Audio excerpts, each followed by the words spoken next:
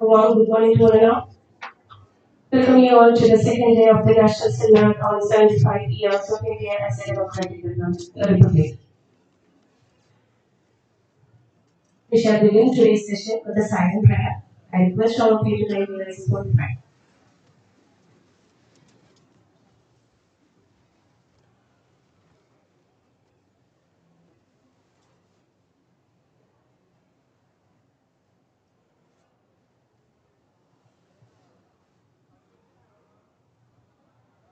Thank you all. I call upon Mr. Jasjan P., Coordinator of Parliamentary Affairs Club and his program, to attend the gathering. So please.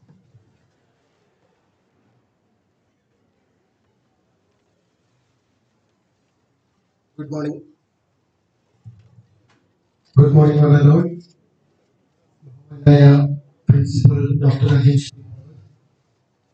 Vice Principal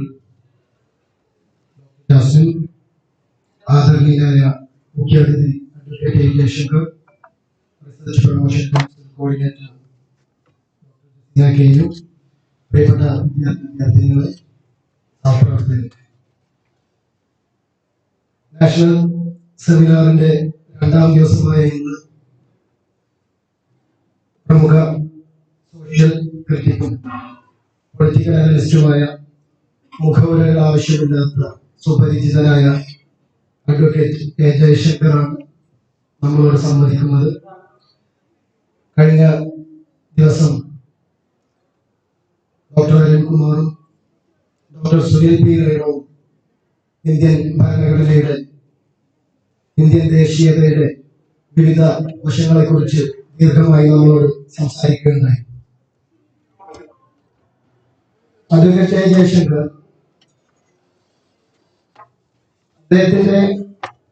അദ്ദേഹം പറയുന്നത് എന്തായിക്കോട്ടെ, അദ്ദേഹം പറയുന്ന കാര്യത്തോട് നമ്മൾക്ക് യോജിക്കുകയോ വിയോജിക്കുകയോ ചെയ്യാം. പക്ഷെ പറയുന്നത് എങ്ങനെ പറയണം, ഒരു സംവാദത്തിൽ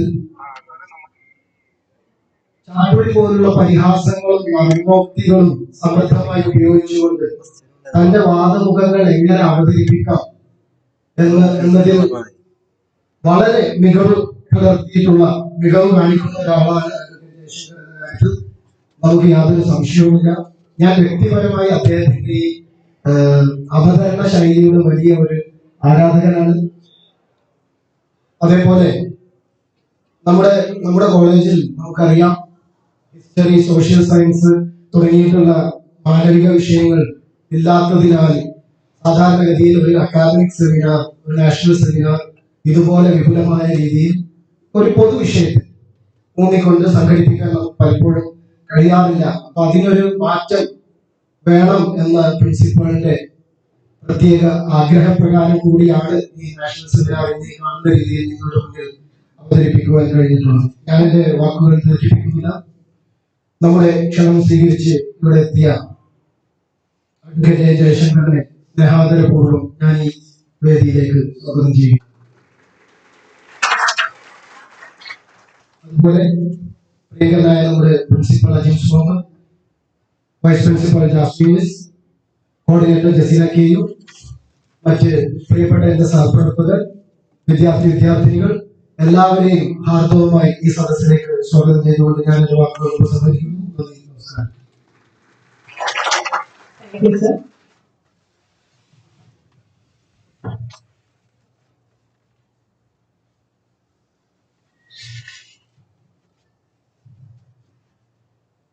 Now I call upon Dr. Rajesh P. Muhammad, Principal of our college, for the presidential address. Sir, please.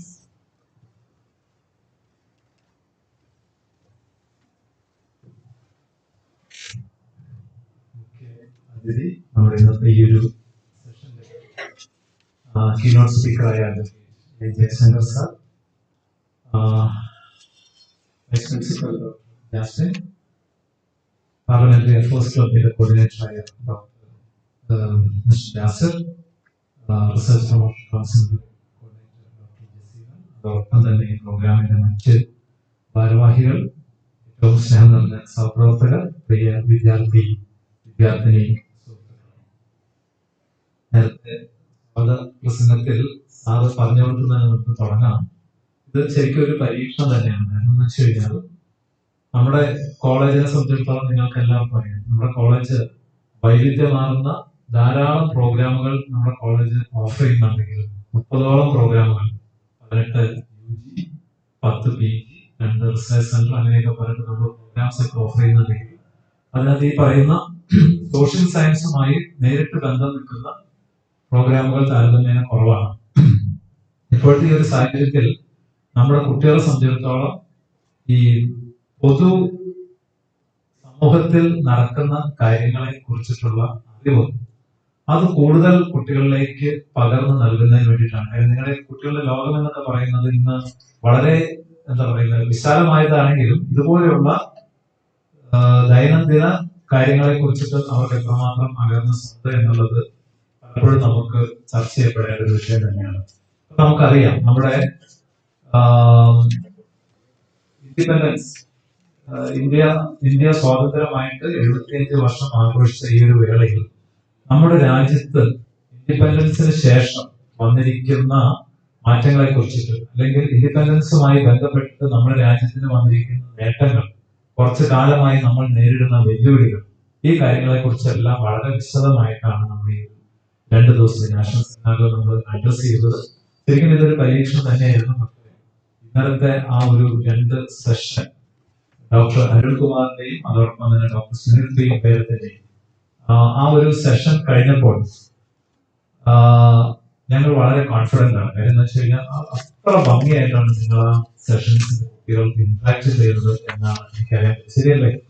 ഇന്നിപ്പോ പല ക്ലാസ്സുകളിൽ നമ്മൾ ഇതിനകത്ത് ഓഡിയൻസ് ആയിട്ട് നമ്മൾ കുറച്ച് കുട്ടികൾ വളരെ സെലക്ടഡ് സ്റ്റുഡൻസ് ആണ് നമ്മൾ വെച്ചിരുന്നത്.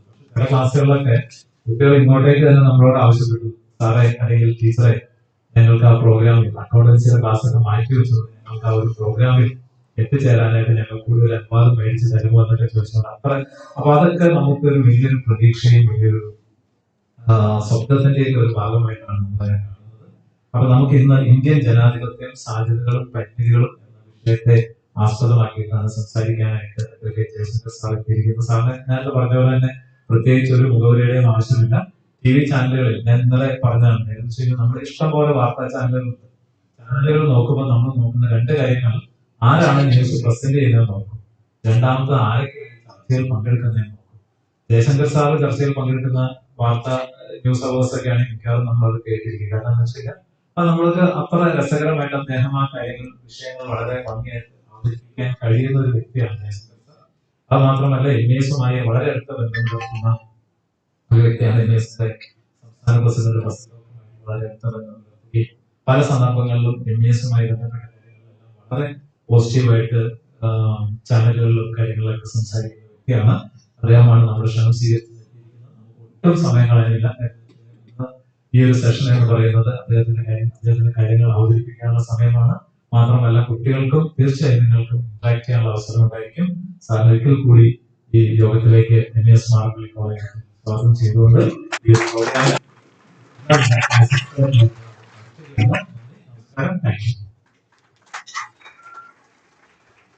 ഇന്ത്യൻ ജനാധിപത്യം, സാധ്യതകളും പരിമിതികളും എന്ന വിഷയത്തെ അനുസരിച്ച് നമ്മൾ സംവദിക്കുന്നതായി അഡ്വക്കേറ്റ് A. ജയശങ്കർ ആകുന്ന സാധനം ക്ഷണിക്കുന്നു.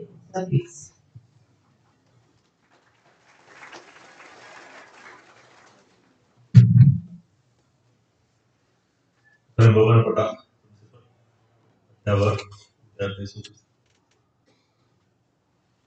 മുഖവരില്ലാതെ നേരെ വിഷയത്തിലേക്ക് ഇത് വളരെ വിപുലമായ ഒരു വിഷയം. ഈ വിഷയത്തെക്കുറിച്ച് നമുക്ക് അരമണിക്കൂറൊന്നുമില്ല, 1 മണിക്കൂറുണ്ടോ, 1.5 മണിക്കൂറുണ്ടോ, 2 മണിക്കൂറുണ്ടോ, 3 മണിക്കൂറുണ്ടോ പറഞ്ഞാൽ അത്രയധികം കാര്യങ്ങൾ ഇതിനകത്ത് പരമാവധി ചുരുക്കി പറയാൻ സാധിക്കും. കാരണം എന്ന് വെച്ചാൽ നമുക്ക് സമയത്തിന്റെ ഒരു പരിമിതിയുണ്ട്. കാരണം അടുത്ത പരിപാടി 11:15 തുടങ്ങുന്നത്. എന്റെ സംസാരം മാത്രമല്ല നിങ്ങളുടെ ഇൻട്രാക്ഷൻ, അതിന് സമയം കണ്ടത് ഞാൻ പരമാവധി ചുരുക്കി പറയാം, ആശയം തുറന്നു പോകാൻ. നിങ്ങളെല്ലാവരും കാണുന്നു ലോകത്തിലെ ഏറ്റവും വലിയ ജനാധിപത്യ രാജ്യമാണ്. സത്യത്തിൽ എന്താ ഇതാക്കും? ലോകത്തിലെ ഏറ്റവും ഗംഭീരമായ ജനാധിപത്യ രാജ്യമുണ്ട്, ഏറ്റവും മികച്ച ജനാധിപത്യ രാജ്യമുണ്ട് എന്ന് ഇന്ന് പറഞ്ഞ ഇത് വളരെ തെറ്റിദ്ധാരണജനകമായ ഒരു പ്രയോഗം. ലോകത്തിലെ ഏറ്റവും വലിയ ജനാധിപത്യ രാജ്യമില്ല ഏറ്റവും അധികം ആളുകൾ വോട്ട് ചെയ്യുന്ന രാജ്യം, ഏറ്റവും അധികം ആളുകൾ തെരഞ്ഞെടുപ്പ് പ്രക്രിയ, ജനാധിപത്യ പ്രക്രിയയിൽ പങ്കെടുക്കുന്ന രാജ്യം. കാരണം ലോകത്ത് ഏറ്റവും അധികം വോട്ടർമാർ ഒരു ബില്യൺ ആളുകൾ കൂടി 100 കോടി 115 കോടിയൊക്കെയാണ് ജനസംഖ്യ. 18 വയസ്സായാലും വോട്ട് ചെയ്യാൻ പറ്റും. അതാണ് 1 ബില്യൺ. അങ്ങനെ 100 കോടിയോളം ആളുകൾക്ക് വോട്ടവകാശവും അതിൽ നല്ലൊരു ഭാഗം ആളുകൾ ഈ തെരഞ്ഞെടുപ്പ് പ്രക്രിയയിൽ പങ്കാളിത്തം വഹിക്കുന്ന ഒരു രാജ്യമാണ് ഇന്ത്യ എന്നുള്ളതിനപ്പുറത്ത് ലോകത്തെ ഏറ്റവും ഗംഭീരമായ ഏറ്റവും പോരായ്മകളില്ലാത്ത അന്യൂനമായ ഒരു ജനാധിപത്യമാണ് ഇന്ത്യയുടെ നയിക്കുന്നത്. അങ്ങനെയല്ല, നമ്മുടെ ജനാധിപത്യത്തിന് ഒരുപാട് പരിമിതികളുണ്ട്, പോരായ്മകളുണ്ട്, വല്ലായ്മകളുണ്ട്. അത് എന്തുകൊണ്ട് ഉണ്ടായി എന്നാണ് നമ്മൾ മനസ്സിലാക്കുന്നത്. അത് മനസ്സിലാക്കി പിന്നെ മറ്റു കാര്യങ്ങൾ വളരെ പെട്ടെന്ന്. ഇപ്പൊ എന്താണ് ജനാധിപത്യം എന്നത് വേറെ ചോദ്യം. ജനാധിപത്യം എന്ന് പറഞ്ഞാൽ 5 കൊല്ലത്തിനൊക്കെ തെരഞ്ഞെടുപ്പ് നടത്തുന്നതാണ് നമ്മൾ കാണുന്ന ജനാധിപത്യം. ഇന്ത്യയിൽ കൃത്യമായിട്ട് തെരഞ്ഞെടുപ്പ് നടത്തുന്നു. 5 കൊല്ലം കൂടുമ്പോൾ തെരഞ്ഞെടുപ്പ് ഉണ്ട്. ചിലപ്പോൾ അതിന് മുമ്പ് നടക്കും. മന്ത്രിസഭയുടെ ഭൂരിപക്ഷം നഷ്ടപ്പെട്ടു രാജിവെച്ച്, ഗുജറാളിന്റെ മന്ത്രിസഭ രാജിവെച്ചു, അല്ലെങ്കിൽ ചന്ദ്രശേഖരന്റെ മന്ത്രിസഭ രാജിവെച്ച് തെരഞ്ഞെടുപ്പ് കൊടുക്കും. അപ്പൊ ചിലപ്പോൾ 2 കൊല്ലത്തിൽ, ചിലപ്പോൾ 1 കൊല്ലത്തിലേക്ക് തെരഞ്ഞെടുപ്പ് നമ്മൾ പോകുന്നത്. പക്ഷെ സാധാരണ ഗതിയിൽ 5 കൊല്ലം. 5 കൊല്ലത്തിലൊക്കെ തെരഞ്ഞെടുപ്പ് നടത്തുന്നു. തോറ്റ പാർട്ടി ജയിച്ച പാർട്ടി കൊണ്ട് മാറിപ്പോകും. അത് പ്രധാനമാണ്. ചില രാജ്യങ്ങളിലെ ഇലക്ഷൻ കഴിയുമ്പോൾ തോറ്റ പാർട്ടി മാറിപ്പോകും. അവർ തെരഞ്ഞെടുപ്പ് തന്നെ റദ്ദാക്കി അധികാരത്തിൽ തുടരുകയും ചെയ്യും. അങ്ങനെയുള്ള ചില രാജ്യങ്ങൾക്ക് നമ്മളുണ്ട്. അങ്ങനെയല്ല, മാറിക്കൊടുക്കുകയും. ഇതാണ് നമ്മൾ കാണുന്ന ജനാധിപത്യം. ഒരിക്കലും ഇവർക്ക് വോട്ട് ചെയ്ത് ജയിപ്പിക്കുന്ന ജോലിയെ നമുക്ക് വോട്ട് ചെയ്തോടെ നമ്മുടെ ജോലി അവസാനിക്കും. പിന്നെ മറ്റുള്ളവരുടെ ജോലി, പിന്നെ രാജ്യം എങ്ങനെ ഭരിക്കണം, എന്തൊക്കെ നയപരിപാടികൾ നടപ്പാക്കണം എന്നൊക്കെ തീരുമാനിക്കുന്ന ഉത്തരവാദിത്വം, ചുമതലയും അവർ തന്നെ. നമ്മുടെ യാതൊരു അഭിപ്രായവും ഇവർ തേടുന്നു. ബാക്കിയെല്ലാം ജനങ്ങളുടെ പേരിൽ, ജനങ്ങൾക്ക് വേണ്ടി എന്ന രീതിയിൽ നടപ്പാക്കും. ഇതാണ് ജനാധിപത്യ ഭരണ സമ്പ്രദായമാണ് ഇന്ത്യ. യഥാർത്ഥത്തിൽ ജനാധിപത്യം ഇത് അതൊരു സംസ്കാരമാണ്. ജനാധിപത്യ സംസ്കാരം എന്ന് പറഞ്ഞൊരു സംസ്കാരം, അത് ഉണ്ടെങ്കിൽ കാര്യങ്ങൾ വേറെ രീതിയിലായിരിക്കും. അപ്പോൾ ജനങ്ങളുടെ പേര് പറഞ്ഞ് തെരഞ്ഞെടുപ്പിൽ ജയിച്ച ആളുകൾക്ക് ജനങ്ങളുടെ ഇഷ്ടത്തിനെതിരായിട്ട് അല്ലെങ്കിൽ ജനങ്ങളുടെ താല്പര്യത്തിന് വിരുദ്ധമായ തീരുമാനങ്ങൾ എടുക്കാൻ പറ്റില്ല. അതാണ് ജനാധിപത്യ സംസ്കാരം. നിർഭാഗ്യവശാൽ ഈ സമൂഹം അത് എന്തുകൊണ്ടാണ് ഇല്ലാത്തതെന്ന് വെച്ചാൽ അതിന്റെ പ്രധാനപ്പെട്ട കാരണം രാജ്യത്തെ വലിയൊരു വിഭാഗം ആളുകൾ ദാരിദ്ര്യത്തിലേക്ക് താഴെ, ദാരിദ്ര്യം അനുഭവിക്കുന്നവരും പാർട്ടി അനുഭവിക്കുന്നവരും, വിദ്യാവിഹീനത. ഈ വിദ്യാഭ്യാസമുള്ള ആളുകൾക്ക് തന്നെ പ്രബുദ്ധത, എഡ്യൂക്കേഷൻ എന്ന് പറഞ്ഞല്ല, എൻലൈറ്റൻമെന്റ് എന്നൊരു ദിവസമാണ്. അതിന് ജനങ്ങൾക്ക് ജനാധിപത്യ സംസ്കാരം, സർക്കാർ തലത്തിൽ വലിയ അഴിമതി, പിന്നെ ജാതിയുടെയും മതത്തിന്റെയും സ്വാധീനം, ഇതെല്ലാം വളരെ ശക്തമായിട്ടുണ്ട്. പിന്നെ ഇന്ത്യ വളരെ വലിയൊരു രാജ്യമാണ്. അത് നമ്മൾ അംഗീകരിക്കണം. വലിയ രാജ്യം എന്ന് വെച്ചാൽ അതിന്റെ വിസ്തീർണത്തിൽ മാത്രമല്ല, ജനസംഖ്യയും ഏറ്റവും വലിയ ജനാധിപത്യം. അതിനനുസരിച്ചുള്ള വലിയ പോരായ്മ ഈ ജനാധിപത്യം, പ്രത്യേകിച്ച് പാശ്ചാത്യ രീതിയിലുള്ള ജനാധിപത്യം വിജയിക്കണമെങ്കിൽ ചില കണ്ടീഷൻസ്. ഒന്നാമത് ഒരു ചെറിയ രാജ്യം ജനാധിപത്യം ശരിക്കും വികസിക്കാൻ വിജയിച്ച പരിപൂർണതയിലെത്തിയ ചില രാജ്യങ്ങൾ നോക്കുന്നത്. ഉദാഹരണത്തിന് സ്വീഡൻ, അല്ലെങ്കിൽ നോർവേ, ഡെൻമാർക്ക്, നെതർലാൻഡ്സ്, സ്വിറ്റ്സർലൻഡ്, ഇങ്ങനെയുള്ള രാജ്യങ്ങളിലൊക്കെ ജനാധിപത്യം അതിന്റെ പരിപൂർണതയിലെത്തിക്കുന്നത് പോലെ അവിടെ അഴിമതി കൊണ്ട് ഈ സർക്കാർ തലത്തിലുള്ള ബോർഡ് ഇല്ല എന്നത്. സാധാരണ മന്ത്രിമാരും സാധാരണക്കാരും തമ്മിൽ ഒരു വ്യത്യാസം. ഇതുപോലെ കൊടിവെച്ച കാറിന് പാലിപ്പാടും, അല്ലെങ്കിൽ ഇടയ്ക്കിടയ്ക്ക് വിദേശ പര്യടനത്തിന് പോകും, അല്ലെങ്കിൽ വലിയ കവചിത വ്യൂഹത്തോടുകൂടി സഞ്ചരിക്കുന്ന ആളുകളും അവിടെ നേതാക്കന്മാർക്ക് ബുള്ളറ്റ് പ്രൂഫ് ഉപയോഗിക്കാതെ പോകുന്നുണ്ട്. സാധാരണക്കാരും മന്ത്രിമാരും തമ്മിൽ വ്യത്യാസം. പിന്നെ മാത്രമല്ല, തെരഞ്ഞെടുത്ത് ജയിപ്പിച്ചുകൊണ്ട് ആൾക്കാരെ തിരിച്ചു വിളിക്കേണ്ട അധികാരം ചില രാജ്യം. പ്രധാനപ്പെട്ട എല്ലാ നിയമങ്ങളുമാണെങ്കിൽ ജനഹിത പരിശോധന നടത്തുന്ന രാജ്യം. ഒരു നിയമം പാർലമെന്റ് അവതരിപ്പിച്ച് പാസ്സാക്കി, അത് ജനങ്ങളുടെ പരിഗണനയ്ക്ക് കൊടുക്കുക. ജനങ്ങൾ വോട്ട് ചെയ്ത് അത് വേണോ വേണ്ടോ എന്ന് തീരുമാനിക്കും. പ്രധാനപ്പെട്ട നിയമം എല്ലാം. അങ്ങനെ വികസിച്ച രാജ്യങ്ങൾ ജനഹിത പരിശോധന, റഫറൻഡം, അതുപോലെ പ്ലബിസൈറ്റ്, അങ്ങനെ തീരുമാനിച്ചു. അത് പാർലമെന്റിൽ വോട്ടിട്ട് വെച്ച് ജയിപ്പിച്ചുകൊണ്ട് ആൾക്കാരെ തിരിച്ച് വിളിക്കാനുള്ള അധികാരം. അതിന്റെ റീകോൾ നമ്മുടെ നാട്ടിൽ ഇതുപോലെ നടക്കും. അതിന് ഇപ്പൊ ഈ ആലുവ അസംബ്ലി മണ്ഡലത്തിൽ നിന്ന് അൻവർ സാദത്ത് ജയിച്ച് തിരുവനന്തപുരത്തേക്ക് പോകുമ്പോഴേക്കും ആൾക്കാർ ഒപ്പുശേഖരം തുടങ്ങും. കാരണം ആളുകൾക്ക് ഇത് ചെയ്യുന്ന ആളുകൾക്ക് അറിയില്ല എന്തായിരുന്നു ഉദ്ദേശം എന്നുള്ളത് ആളുകൾക്ക് അറിയില്ല. അപ്പോ ജനങ്ങൾ അതിന് ഭാഗമായിട്ടില്ല. ഇന്ത്യ പോലത്തെ രാജ്യത്ത് ഈ ജനാധിപത്യം പരിപൂർണതയിൽ എത്താനുള്ള അതിന് ഒരു കാരണം തരും. ഈ നേരത്തെ പറഞ്ഞ രാജ്യങ്ങളൊക്കെ മുതലാളിത്ത രാജ്യങ്ങൾ വളരെ വിജയിച്ച ഒരു മുതലാളിത്ത സമൂഹത്തിൽ മാത്രമേ പാർലമെന്ററി രീതിയിൽ പാശ്ചാത്യ രീതിയിലുള്ള ജനാധിപത്യ സംവിധാനം നേരത്തെ പറഞ്ഞ രാജ്യങ്ങളും എല്ലാം ചെറിയ രാജ്യങ്ങൾ. അവിടെ ജാതിയുടെ മതത്തിന്റെ ഭാഷയുടെ പേരിലുള്ള വൈവിധ്യങ്ങളും വൈജാത്യങ്ങളും താരതമ്യം കുറയും. അതുകൊണ്ടാണ് ഈ ഫ്രിക്ഷൻ ഉണ്ടാകുന്നത്, സംഘർഷം ഉണ്ടാകുന്നത്. ഇന്ത്യ അങ്ങനത്തെ ഒരു രാജ്യങ്ങളല്ല. ഇവിടെ പരസ്പരം കടിച്ചു കയറി തിന്നാൻ നിൽക്കുന്ന മതങ്ങൾ, ജാതികൾ, വിവിധ ഭാഷകൾ, വേറെ വേറെ നരവംശങ്ങൾ, ഇപ്പൊ ഇതിന്റെ ഭാഷയുടെ പേരിലുള്ള ലഹള തുടങ്ങിക്കഴിഞ്ഞു. ഹിന്ദി ഒഴികെ തമിഴ് വാഴകை എന്നൊക്കെ. അങ്ങനെയാണ് നമ്മുടെ രാജ്യത്ത് ഒരുപാട് വൈകാരിക വലിയ രാജ്യം. ജനങ്ങൾ ദാരിദ്ര്യത്തിലേക്ക് താഴെയാണ്. മറ്റു രാജ്യങ്ങളിൽ ഈ വക പ്രശ്നമില്ല. പിന്നെ പണക്കാരും പാവങ്ങളും തമ്മിലുള്ള അന്തരം താരതമ്യം കുറവായിരിക്കും വികസിപ്പിച്ച കാര്യം. അതാണ് മുതലാളിത്തം പരിപൂർണതയിലെത്തുന്നത്. മുതലാളിത്ത വ്യവസ്ഥ വളരെ നല്ലതാണ്. എങ്ങനെ ആ നിലയിലെത്തും ചൂഷണം കുറവായി. ശരിക്കുള്ള സോഷ്യലിസം എന്ന് പറയുന്നത് മുതലാളിത്തത്തിന്റെ കൂടിയ ഫോമാണ്. ചൂഷണം കുറവായി. അപ്പൊ ചൂഷണമുള്ള ഒരു വ്യവസ്ഥയിൽ ജനാധിപത്യം അമേരിക്ക, ഞാൻ ഈ കൂടുതൽ പറയുന്നത് ഒന്നാണ്. അവിടെ എത്രയോ കൊല്ലമായിട്ട് ജനാധിപത്യം 1789 തുടങ്ങിയതാണ് അമേരിക്ക ഭരണം. പക്ഷെ അത് പൂർണ്ണതയിലെന്ന് പറയാൻ പറ്റാത്തതെന്ന് വെച്ചാൽ വലിയ രാജ്യങ്ങളുണ്ട്. ഈ വെളുത്ത വർഗ്ഗക്കാരും കറുത്ത വർഗ്ഗക്കാരും അന്തരം സാമ്പത്തികമായിട്ടും സാമൂഹ്യമായിട്ടും വിദ്യാഭ്യാസപരമായിട്ടും ഇവർ തമ്മിലുള്ള ഈ അകലം വളരെ കൂടുതലാണ്. ജനാധിപത്യം പൂർണ്ണതയിലേക്ക് പറയും. പിന്നെ ഈ പാശ്ചാത്യ രാജ്യങ്ങളിലൊക്കെ ജനാധിപത്യം ഓരോ സമൂഹം ഉണ്ടായില്ല. നമ്മളത് മനസ്സിലാക്കണം. സ്വിറ്റ്സർലൻഡിൽ കാണുന്ന പോലത്തെ ജനാധിപത്യം ഇന്ത്യയിലില്ല എന്ന് നമ്മൾ സങ്കടപ്പെടാറുണ്ട്. കാരണം ഒന്നാമത് അത് ചെറിയ രാജ്യമാണ്, നമ്മൾ വലിയ രാജ്യമാണ്. അവിടെ വിദ്യാഭ്യാസമുള്ളവരാണ്, അവിടെ ജീവിക്കാൻ മാർഗമുള്ളവരാണ്, അവിടെ ജനങ്ങൾക്ക് എന്താണ് പൗരബോധം, ജനാധിപത്യ സംസ്കാരം, നമ്മുടെ ഇവിടെ ദൈവവിരുദ്ധം ഉണ്ടാവുന്നില്ല. ഇതൊന്നും ഇല്ലാതെ നമ്മൾ അവിടുത്തെ പോലെ ജനാധിപത്യം ഉണ്ടാവും. അവിടുത്തെ പോലെ തെരഞ്ഞെടുത്ത ജനപ്രതിനിധികളെ തിരിച്ചു വയ്ക്കാൻ നമുക്ക് അവകാശമാണ്. അവിടുത്തെ പോലെ നിയമനിർമ്മാണത്തിന് മുമ്പ് നമ്മുടെ അംഗീകാരം തേടണം എന്നൊക്കെ പറയുന്നതിൽ യാതൊരു കാര്യമില്ല, അർത്ഥമില്ല, നടക്കില്ല. 5 കൊല്ലത്തിലൊരു തെരഞ്ഞെടുപ്പ് നടത്തുന്നത് ഇന്ത്യ പോലത്തെ ഒരു രാജ്യത്ത് വലിയ ആർഭാടമാണ്. എത്ര കോടി രൂപയുടെ ചെലവാണ്. എത്രയോ ആളുകൾ ജീവിക്കാൻ മാർഗമില്ലാതെ കഴിയുന്ന രാജ്യത്ത് 5 കൊല്ലത്തിലൊരു തെരഞ്ഞെടുപ്പ് നടത്തുന്നത് വലിയ ബാധ്യതയാണ്, വലിയ ആർഭാടം. അപ്പൊ അതുകൊണ്ട് പാശ്ചാത്യ മാതൃകയിലുള്ള ജനാധിപത്യം ഇന്ത്യയിൽ വിജയിക്കാത്തതിന്റെ ഏറ്റവും പ്രധാനപ്പെട്ട കാരണം പിന്നെ മതങ്ങളുടെ സ്വാധീനം. അതിനേക്കാൾ ഉപരി ജാതികളുടെ താല്പര്യം. വടക്കേന്ത്യയിലൊക്കെ മിക്കവാറും ജാതികളുടെ അടിസ്ഥാനത്തിലാണ് പാർട്ടികൾ തന്നെ വിജയം. യാദവന്മാരുടെ പാർട്ടിയാണ് സമാജ്വാദി പാർട്ടി, കുർമികളുടെ പാർട്ടിയാണ് സമതാ പാർട്ടി എന്ന് പേരുണ്ടായിരുന്ന ഇപ്പോഴത്തെ ജനതാദൾ യുണൈറ്റഡ്. പട്ടികജാതിക്കാരുടെ പാർട്ടിയാണ് ബഹുജൻ സമാജ് പാർട്ടി. ഇതുകൊണ്ട് ജാതിക്കുന്നതാണ്. അപ്പൊ ഇങ്ങനെ പാർട്ടികൾ വളർത്തുന്ന ജനാധിപത്യത്തിന് വിജയം.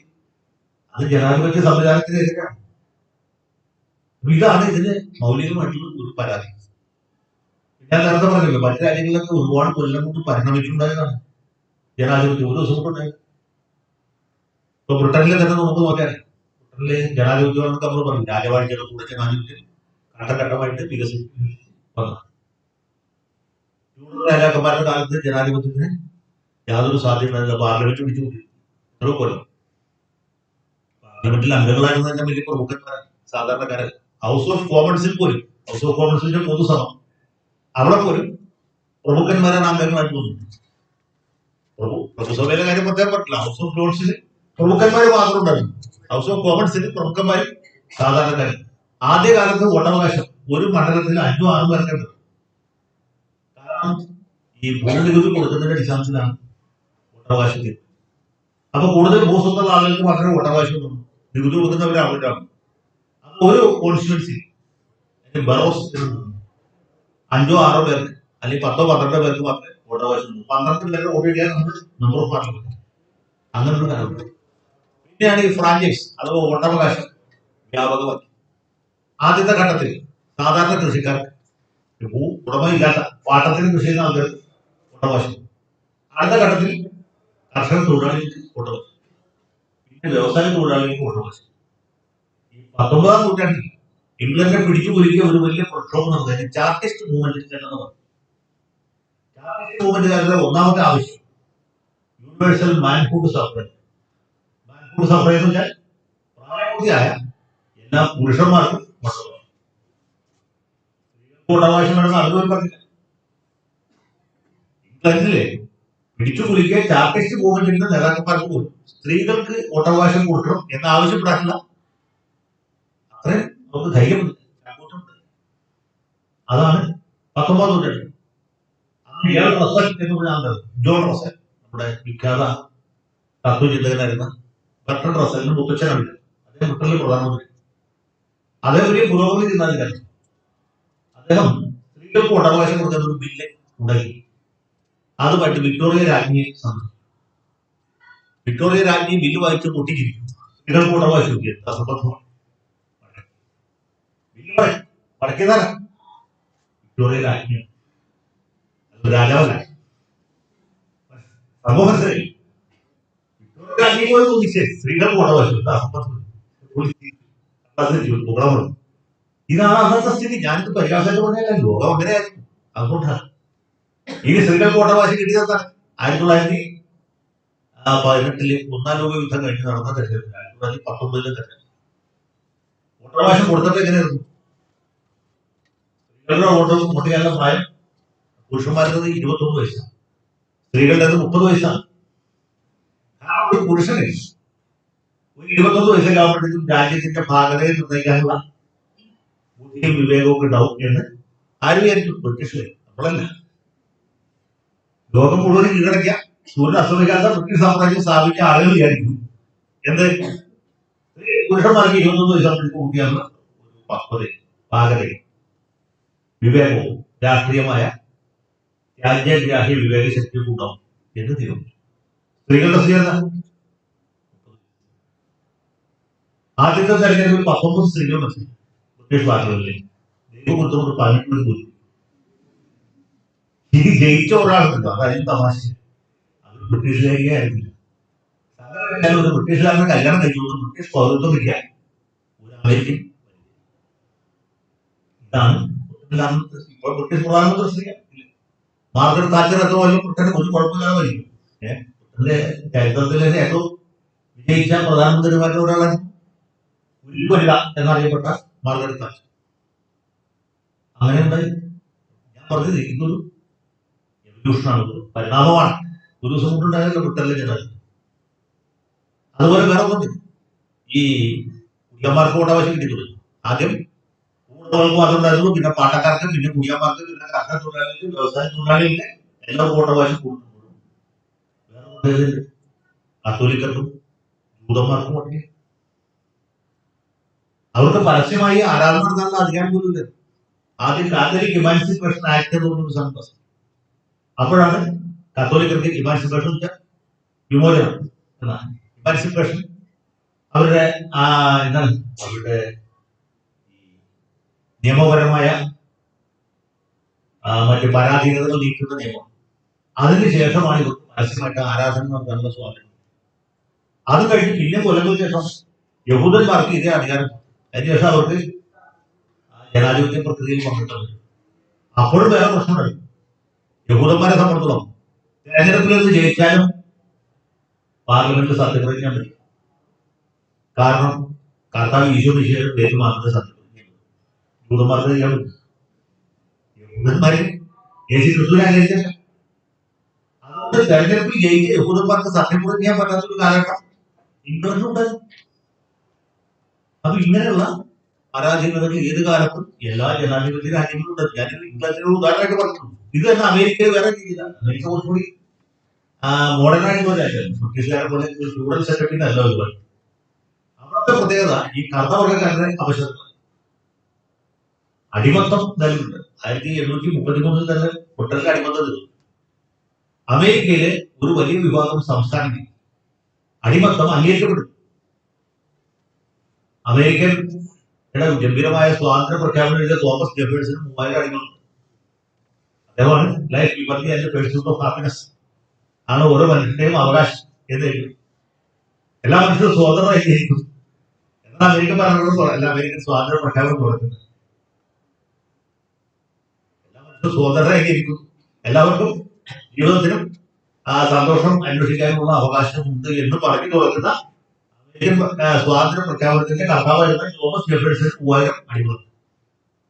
അമേരിക്കയുടെ ആദ്യത്തെ 8 പ്രസിഡന്റുമാരിൽ 6 പേര് അടിമകളുള്ളവരായിരുന്നു. 2 പേർക്ക് അടിമ ഇല്ലാതെ പോയെന്ന് വെച്ചാൽ അവർ വടക്കൻ സംസ്ഥാനക്കാരായിരുന്നു, അവിടെ അടിമത്വം ഇല്ലായിരുന്നു. അത് മാത്രമല്ല, അമേരിക്കൻ സുപ്രീം കോടതിയിലെ കേസ് ഒരു തെക്കൻ സംസ്ഥാനത്ത് നിന്ന് വടക്കൻ സംസ്ഥാനത്ത് പോയ അടിമ. ഈ അടിമത്വമില്ലാത്ത വടക്കൻ സംസ്ഥാനത്ത് പോയത് കൊണ്ട് ഞാൻ ഇനി അടിമയല്ലെന്നും എന്നെ അടിമയാക്കി വെക്കാൻ പറ്റില്ലെന്നും പറഞ്ഞ് സുപ്രീം കോടതിയെ സമീപിക്കും. അമേരിക്കൻ സുപ്രീം കോടതി തലനാരിയുടെ രീതി പരിശോധിച്ചിട്ട് പറഞ്ഞു, അടിമകൾ അമേരിക്കൻ പൗരന്മാരല്ല, അടിമകളാണ്, പൗരന്മാരല്ല, അവര് കന്നുകാലികളെ പോലെ അല്ലെങ്കിൽ വസ്തുക്കളെ പോലെ കൈമാറ്റം ചെയ്യപ്പെടുമെന്ന് പറയും. അവർക്ക് ഭരണഘടന അനുസരിച്ചുള്ള യാതൊരു അവകാശത്തിനും നിവൃത്തിയില്ല. അതിനെ തുടർന്നാണ് അമേരിക്കയിൽ സിവിൽ വാർ. തെക്കൻ സംസ്ഥാനക്കാരും വടക്കൻ സംസ്ഥാനക്കാരും പട്ടാളത്തെ ഏർപ്പെടുത്തിയിട്ട് വലിയ യുദ്ധം ചെയ്ത് തെക്കൻ സംസ്ഥാനക്കാരെ തോപ്പിച്ചിട്ടാണ് അമേരിക്കയിൽ ഈ അടിമത്ത വ്യവസ്ഥയിലുണ്ട്. അപ്പോഴും നിന്നൊക്കെ പേരില്ലേ എബ്രഹാം ലിങ്കൺ അടിമകൾക്ക് സ്വാതന്ത്ര്യം, അടിമകൾക്ക് സ്വാതന്ത്ര്യം ഉണ്ടെന്ന് മാത്രമേ എബ്രഹാം ലിങ്കൺ ഇല്ല. അടിമകൾക്ക് അല്ലെങ്കിൽ കറുത്തവർക്കാരും വെളുത്തവർക്കാരും തുല്യരാണെന്ന് അദ്ദേഹം വിശ്വസിച്ചത്. പല തെറ്റിദ്ധാരണകളുണ്ട് ചരിത്രത്തിൽ. എബ്രഹാം ലിങ്കൺ സത്യത്തിൽ അടിമകൾക്ക് സ്വാതന്ത്ര്യം കൊടുക്കാൻ വേണ്ടിയുമല്ല, ഈ അമേരിക്കൻ യൂണിയൻ നിലനിർത്താൻ വേണ്ടിയാണ് യുദ്ധം ചെയ്തത്. പക്ഷെ അടിമത്വം അതിനകത്ത് ഒരു പ്രധാന വിഷയം. യുദ്ധം നടന്നുകൊണ്ടിരിക്കുമ്പോഴാണ് അദ്ദേഹം അടിമകൾക്ക് സ്വാതന്ത്ര്യം കൊടുത്തുകൊണ്ട് വിഖ്യാതമായ വിളംബരം പുറപ്പെടുവിക്കുന്നത് 1762. അത് കഴിഞ്ഞിട്ട് അപ്പോഴും ഈ അടിമകളും അല്ലെങ്കിൽ കറുത്തവർക്കാരും വെളുത്തവർക്കാരും തുല്യരാണ്. ഈ രണ്ടുപേർക്ക് തുല്യമായ അവകാശങ്ങളും അധികാരങ്ങളും ഉണ്ടായിരിക്കണം എന്ന് അദ്ദേഹം വിശ്വസിച്ചിരുന്നില്ല. പിന്നെ എന്തുകൊണ്ട് നടപ്പാക്കിയിട്ടില്ല? മറ്റൊരു യുദ്ധത്തിൽ തോപ്പിച്ചപ്പോൾ അവന്റെ എബ്രഹാം ലിങ്കൺ മരിച്ചു. എബ്രഹാം ലിങ്കണെ വിരുദ്ധന്മാർ വെടിവെച്ച് കൊന്നപ്പോൾ ഇദ്ദേഹത്തിന്റെ കൂടെ ഉണ്ടായിരുന്ന ആള് അവർ ഈ തെക്കൻ സംസ്ഥാനങ്ങളെ തോപ്പിക്കാൻ മാത്രം നിലം പരിശാക്കണം, അവരെ തകർത്ത് തരിപ്പണമാക്കണം, ഇവന്മാരുടെ ആഫീസ് മുടിക്കണം എന്ന് നിർബന്ധമുണ്ട്. അതുകൊണ്ട് അവരെ തോൽപ്പിക്കാൻ വേണ്ടിയിട്ടാണ് ഈ ഭരണഘടനയുടെ 14 അനുച്ഛേദം 15 അനുച്ഛേദം പാസാക്കിയതിന്റെ ഇവർക്ക് തുല്യ അവകാശങ്ങൾ കൊടുത്തത്. എബ്രഹാം ലിങ്കൺ ജീവിച്ചിരുന്നെങ്കിൽ അത് ആ രീതിയിൽ തെക്കൻ സംസ്ഥാനക്കാരെ നിലംപരിശാക്കാൻ വേണ്ടിയിട്ടാണ് ഇത് കൊണ്ടുവന്നത്. ഇന്നത്തെ എന്തായി അതിലും ഒരു തമാശ. അതില് അമേരിക്കൻ ഭരണഘടനയുടെ 15 അനുച്ഛേദത്തിൽ പറയുന്നത് ഒരാളെയും മതത്തിന്റെയോ അല്ലെങ്കിൽ നിറത്തിന്റെയോ, നിറമാണല്ലോ പ്രധാനം, നിറത്തിന്റെയോ അല്ലെങ്കിൽ പണ്ട് കാലത്തെ അടിമത്തത്തിന്റെയോ അടിസ്ഥാനത്തിൽ അവർക്ക് പൗരാവകാശങ്ങൾ നിശ്ചയിക്കുന്നത്, അവർക്ക് വോട്ടവകാശം നിശ്ചയിക്കുന്നത്. ഈ തെക്കൻ സംസ്ഥാനക്കാരെ എന്ത് പറയും? അവര് ഇതിന് വേറെ വ്യവസ്ഥകൾ. ഒരു വ്യവസ്ഥ, ആ BA പരീക്ഷ പാസ്സായവർക്ക് മാത്രമേ ഈ മേലിൽ വോട്ടവകാശം. എന്നാണ് ചെയ്യുക. ഈ കറുത്തവർഗക്കാരും സ്കൂളിൽ കൊണ്ടുവന്നു ഒരു സിനിമയില് മറ്റേയാൾ പറഞ്ഞ കോളേജിൽ ചെന്നപ്പോഴാണ് സ്കൂളിൽ പോകാത്തവരെ കോളേജിൽ പാവപ്പെട്ട കറുത്തവർഗക്കാരൻ എലിമെന്ററി സ്കൂളിൽ പോയിട്ടില്ല. അവനാണ് BA പാസ്സായ സർട്ടിഫിക്കറ്റ് കൊടുക്കുന്നത് വോട്ടവകാശം തരാം. അല്ലെങ്കിൽ വേറൊരു വ്യവസ്ഥ ഇങ്ങനെ, കഴിഞ്ഞതിന്റെ മുമ്പത്തെ തെരഞ്ഞെടുപ്പിൽ വോട്ട് ചെയ്തവർക്കും അവരുടെ സന്തതി പരമ്പരകൾക്ക് മാത്രമേ ഈ തെരഞ്ഞെടുപ്പിൽ വോട്ടവകാശം. കഴിഞ്ഞതിന്റെ മുമ്പത്തെ തെരഞ്ഞെടുപ്പിൽ കറുത്തവർഗക്കാർക്ക് വോട്ടവകാശം.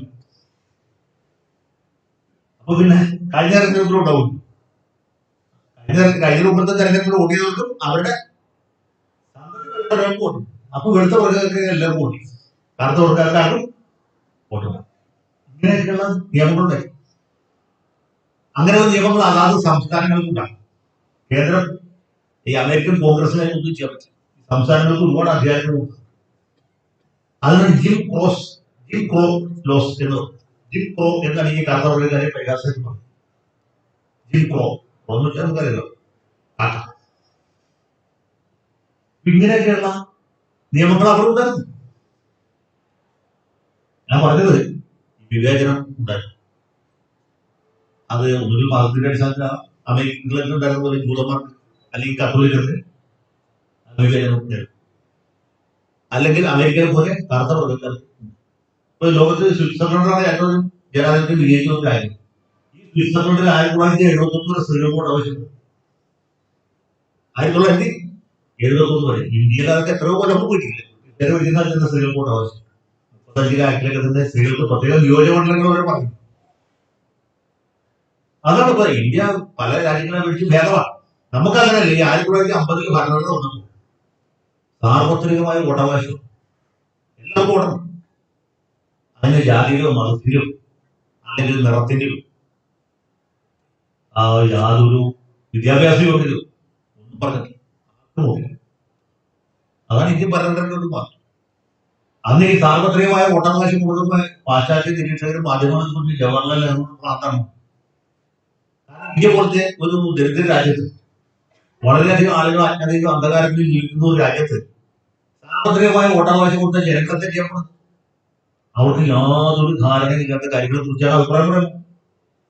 നമുക്ക് ചെറിയതായി വേണം, അതോ എന്താണ് പാശ്ചാത്യ ജയിലിൽ നിൽക്കണം, പൗരസ്ത്യ ജയിലിൽ നിൽക്കണം, കമ്മ്യൂണിസം വേണം, സോഷ്യലിസം വേണം എന്നൊക്കെ തീരുമാനിക്കുന്ന ആരാണ്? ഈ ദരിദ്ര നാരായണന്മാർ. അപ്പൊ അത് വലിയ പരീക്ഷണമാണ്. ആളുകൾക്ക് വോട്ട് ചെയ്യുന്ന ജനങ്ങളോട് അറിയില്ല. വോട്ടവകാശം ആദ്യമായിട്ട് കിട്ടുന്നത് ബ്രിട്ടീഷുകാരുടെ കാലത്ത് തെരഞ്ഞെടുപ്പ് ഉണ്ടായിരുന്നെങ്കിൽ ഈ നേരത്തെ പറഞ്ഞ പോലെ ടാക്സ് കൊടുക്കുന്നവർക്കും അല്ലെങ്കിൽ ബിഎവാസകർക്കും മാത്രം വോട്ടവകാശം ഉണ്ട്. അപ്പൊ ടാക്സ് കൊടുക്കുന്നവർ വളരെ കുറവാണ്. അവർ സാമ്പത്തിക സ്ഥിതി ഉള്ളവരാണ്, വിദ്യാഭ്യാസമുള്ളവരായി എന്ന് വിചാരിക്കും. നേരെ മറിച്ച് സാർവത്രിക വോട്ടവകാശപ്പെട്ട് യാതൊരു തടസ്സവും ആർക്കും പോയി പോകും. നമ്മൾ ഈ തെരഞ്ഞെടുപ്പിൽ ചിഹ്നം ഏർപ്പെടുത്തുന്നത് എന്തുകൊണ്ടാണ്? കോൺഗ്രസിന്റെ അല്ലെങ്കിൽ മാർക്സിസ്റ്റ് പാർട്ടിക്ക് അരിവാൾ ഇരിക്കുന്ന BJPക്ക് താമര. വലിയൊരു വിഭാഗം ആളുകൾ സ്ഥാനാർത്ഥിയുടെ പേര് വായിക്കാതെ സ്ഥാനാർത്ഥിയുടെ പേര് വായിച്ചിട്ട് അൻവർ സാദത്ത് വായിച്ചിട്ട് കൂടിയതവര് കേരളത്തിലുണ്ടാവും, പല സംസ്ഥാനങ്ങളിലും വലിയൊരു വിഭാഗം ആളുകൾക്ക് സ്ഥാനാർത്ഥിയുടെ പേരാണ്. അതുകൊണ്ടാണ് ചെയ്യുന്നത്. ഈ ഇലക്ട്രോണിക് യന്ത്രം മറ്റേ ബാലറ്റ് പേപ്പറും മറ്റേ മുമ്പ് എങ്ങനെയാണ് തെരഞ്ഞെടുപ്പ് നടത്തിയിരുന്നത്? പെട്ടി വെച്ചില്ല. ഓരോ സ്ഥലത്തും ഒരു പെട്ടികൾ. ഇപ്പൊ 4 സ്ഥാനാർത്ഥി. ആദ്യകാലത്ത് നിറമായി പച്ചപ്പെട്ടി, മഞ്ഞപ്പെട്ടി, ചുവപ്പ് പെട്ടി. അപ്പോ നമുക്ക് അവിടെ ചെല്ലുമ്പോൾ ഒരു കാർഡ്, അതാണ് നമ്മുടെ ബാലറ്റ്. അത് നമുക്ക് ഇഷ്ടമുള്ള ഏത് പെട്ടിയിലും. മഞ്ഞപ്പെട്ടിയിലിട്ട വോട്ട് കോൺഗ്രസിന്, പച്ചപ്പെട്ടിയിലിട്ട ലീഗ്, ചുവന്ന പെട്ടിയിലിട്ട ഇങ്ങനെയായിരുന്നു ആദ്യം. പിന്നെ സ്വാതന്ത്ര്യം കിട്ടിയപ്പോൾ നമ്മൾ അതൊന്ന് പരിഷ്കരിച്ചു.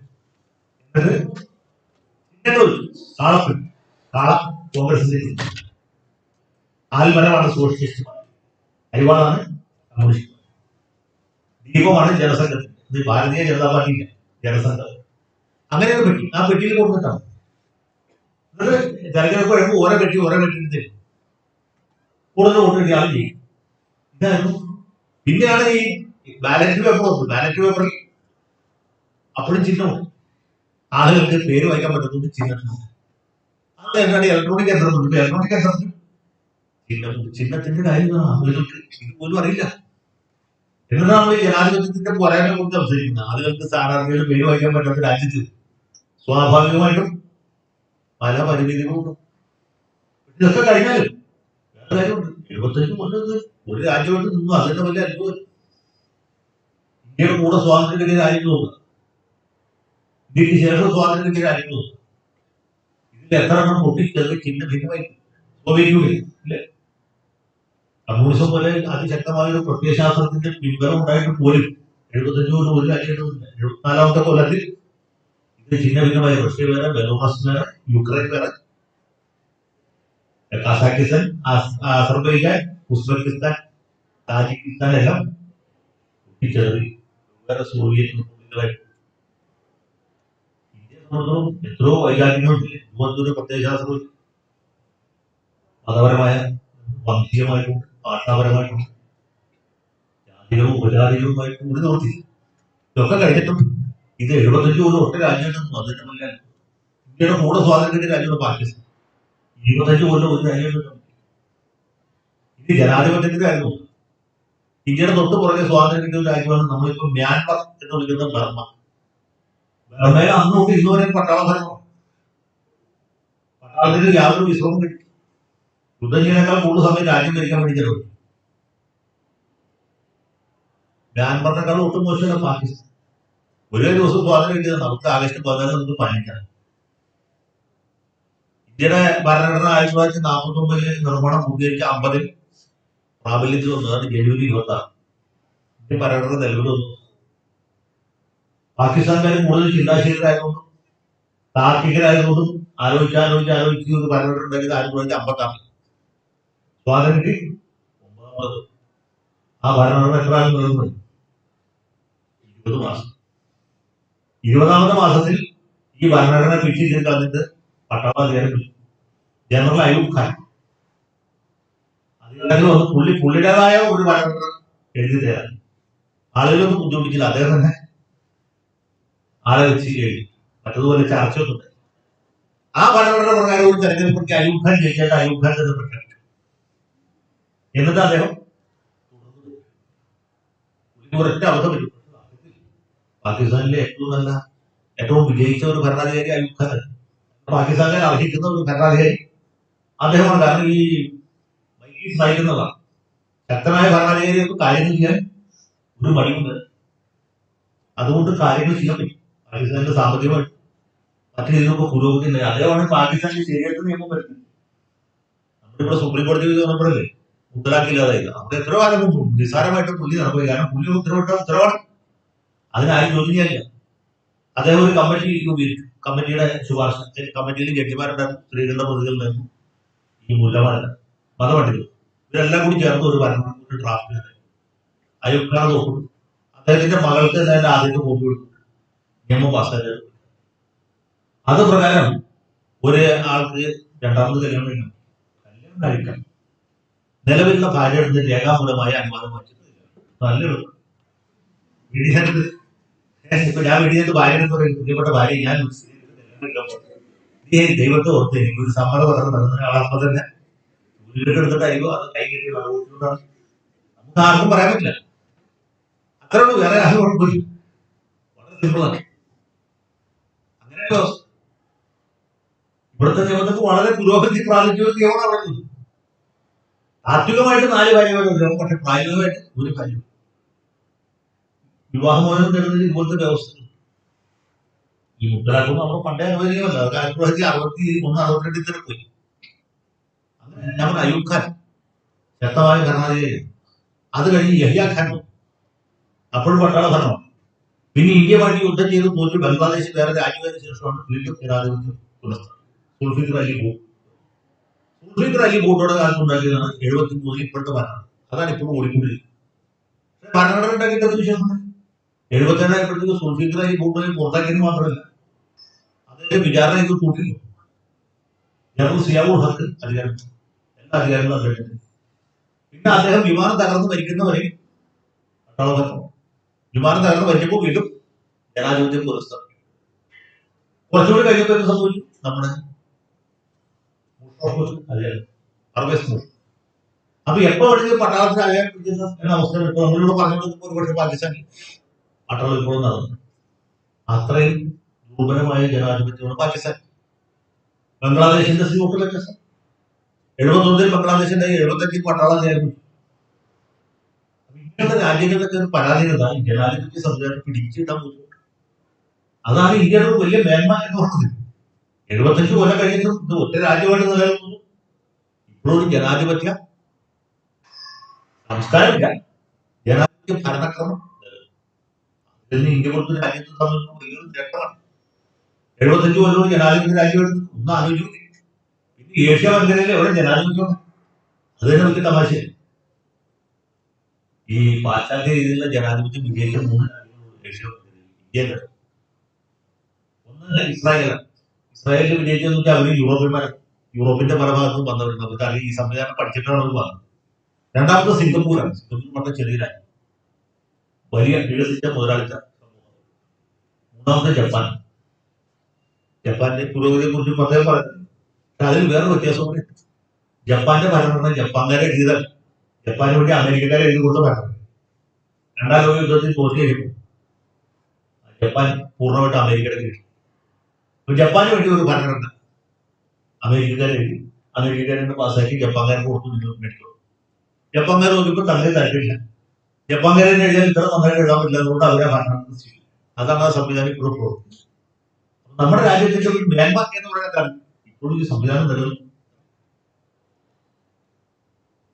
ഇപ്പോഴും ഈ സംവിധാനം നൽകും. മാത്രമല്ല ഇന്ത്യൻ ഭരണഘടനയുടെ ചില മേന്മകളുണ്ട്. അത് ഈ നമ്മുടെ രാജ്യം ഒരു ജനാധിപത്യ സംവിധാനത്തിലേക്ക് വളർന്നില്ല എന്നുള്ള സത്യം. പക്ഷെ ഇതിന്റെ ഈ തയ്യ് നല്ലത്, ഇതിന്റെ വിത്തും നല്ലതാണ്. ഇതിന്റെ പുരോഗതി തരിക, കാരണം നമ്മൾ വിജയിച്ചു, ഭരണഘടന വിജയിച്ചു, പക്ഷെ രാജ്യം പരാജയം. അതാണ് സംഭവിച്ചത്. ഉദാഹരണം ഞാൻ പറയാം, മതസ്വാതന്ത്ര്യം. ലോകത്തിന്റെ ഏറ്റവും അധികം മതസ്വാതന്ത്ര്യം അനുഭവിക്കുന്ന രാജ്യം. ചെറിയ ഉദാഹരണം, ഏത് മതത്തിൽ വിശ്വസിക്കാൻ, ഒരു മതത്തിൽ വിശ്വസിക്കാതിരിക്കാനുള്ള സ്വാതന്ത്ര്യം, വിശ്വാസമാണ്. അതിനുപരിയായിട്ട് മത ആചാരങ്ങൾ അനുഷ്ഠിക്കാനുള്ള സ്വാതന്ത്ര്യം, മതം പ്രചരിപ്പിക്കാനുള്ള സ്വാതന്ത്ര്യം, അത് മിക്കവാറും രാജ്യങ്ങളില്ല. ഈ ഭരണഘടനാ അസംബ്ലിയിൽ ചർച്ച നടക്കുന്ന സമയത്ത് തന്നെ പല ആൾക്കാരും ചോദിച്ചു, ഇത്ര വലിയ സ്വാതന്ത്ര്യം കൊടുക്കണം. നെഹ്റു പറഞ്ഞു അത് കൊടുക്കും, മതസ്വാതന്ത്ര്യം പൂർണ്ണമാണെങ്കിൽ മതം പ്രചരിപ്പിക്കാനുള്ള സ്വാതന്ത്ര്യം. അതുപോലെ തന്നെ പ്രധാനപ്പെട്ട ഒന്നാണ് ഈ ന്യൂനപക്ഷങ്ങളുടെ വിദ്യാഭ്യാസപരവും സാംസ്കാരികവുമായിട്ടുള്ള അവകാശം. എന്തിനാണ് അങ്ങനെ ഒരു അവകാശം? ഭൂരിപക്ഷങ്ങൾക്ക് ഇല്ലാത്തൊരു അവകാശത്തിന് ന്യൂനപക്ഷത്തിന് കൊടുത്തെന്ന് ചോദിച്ചാൽ, ഈ ജനാധിപത്യം എന്ന് പറഞ്ഞാൽ ഭൂരിപക്ഷത്തിന്റെ മാത്രം ഭരണമാണ്. അതാണ് ജനാധിപത്യ സംസ്കാരം. വോട്ടെടുത്താണ് ജയിക്കുന്നത്, പക്ഷെ ഭൂരിപക്ഷം ന്യൂനപക്ഷത്തിന്റെ അവകാശം കൂടി സംരക്ഷിക്കും. അപ്പോഴേ ജനാധിപത്യം പൂർണ്ണതയിൽ. അതുകൊണ്ടാണ് എത്ര വലിയ ഭൂരിപക്ഷ ഭരണം വന്നാലും മതപരവും ഭാഷാപരവുമായ ന്യൂനപക്ഷങ്ങളുടെ അവകാശങ്ങൾ സംരക്ഷിക്കപ്പെടണം എന്ന് നമ്മുടെ ഭരണഘടനാ നിർമ്മാതാക്കൾ ബോധ്യപ്പെടും. അവർ അന്നേ പ്രതീക്ഷിക്കും ഇനി തീർത്തും ഈ ഭരണഘടനയ്ക്ക് വിരുദ്ധരായ ആളുകൾ അധികാരം പിടിച്ചെടുത്താലും ഭരണഘടന കൂടുതൽ കാലം സംരക്ഷിക്കും. അപ്പൊ അങ്ങനെയാണ് ഈ സംവിധാനം ഉണ്ടായത്. ജനാധിപത്യത്തിന് നമ്മൾ പല പരാധീനതകളും ഉണ്ടെന്ന് പറഞ്ഞാൽ ചില സമയത്ത് ജനങ്ങൾ അവർക്ക് കറക്റ്റായിട്ട് തീരുമാനം, അത് ഇന്ത്യൻ പ്രത്യേകം. അതാണ് 77 തെരഞ്ഞെടുപ്പ് കഴിഞ്ഞപ്പോൾ കോൺഗ്രസ് തോൽവി, ഇന്ദിരാഗാന്ധിയെ തന്നെ തോൽവി. ഇന്ദിരാഗാന്ധിയെ തോൽപ്പിക്കാൻ നമ്മുടെ നാട്ടിലെ ആളുകൾക്ക് സാധിക്കും. ഇന്ദിരാഗാന്ധി റായ്ബറയിൽ തോന്നുന്നു, കുഞ്ഞാലിക്കുട്ടി കുറ്റിപ്പുറത്ത് തോന്നുന്നതൊക്കെ അപ്പോഴാണ് ജനാധിപത്യമുള്ളത് ശരിക്കും പോച്ചത്. ജനങ്ങൾക്ക് അറിയാം ആരെ ഏത് സമയത്ത് തോൽപ്പിക്കും. ജയിപ്പിക്കുന്നതിൽ ചിലപ്പോൾ അത് തോൽക്കും, ജയിക്കേണ്ട ആളുകളെ ജയിപ്പിക്കുന്നതിൽ ആളുകൾക്ക് വീഴ്ച വരും. പക്ഷെ തോൽക്കേണ്ടവരെ തോൽപ്പിക്കാനായിട്ട് നമ്മുടെ ജനാധിപത്യത്തിൽ ഇപ്പോഴും. അതുകൊണ്ട് നമ്മൾ വിചാരിക്കുന്ന രീതിയൊന്നുമല്ല. എന്റെ കുട്ടിക്കാലത്ത് ഈ കോൺഗ്രസ് പാർട്ടി ഏതെങ്കിലും കാലത്ത് തോറ്റു പോകുന്നു, ഇവരുടെ ഭരണം ഇല്ലാതാവുന്നു, നമുക്ക് സങ്കല്പിക്കാൻ പറ്റില്ല,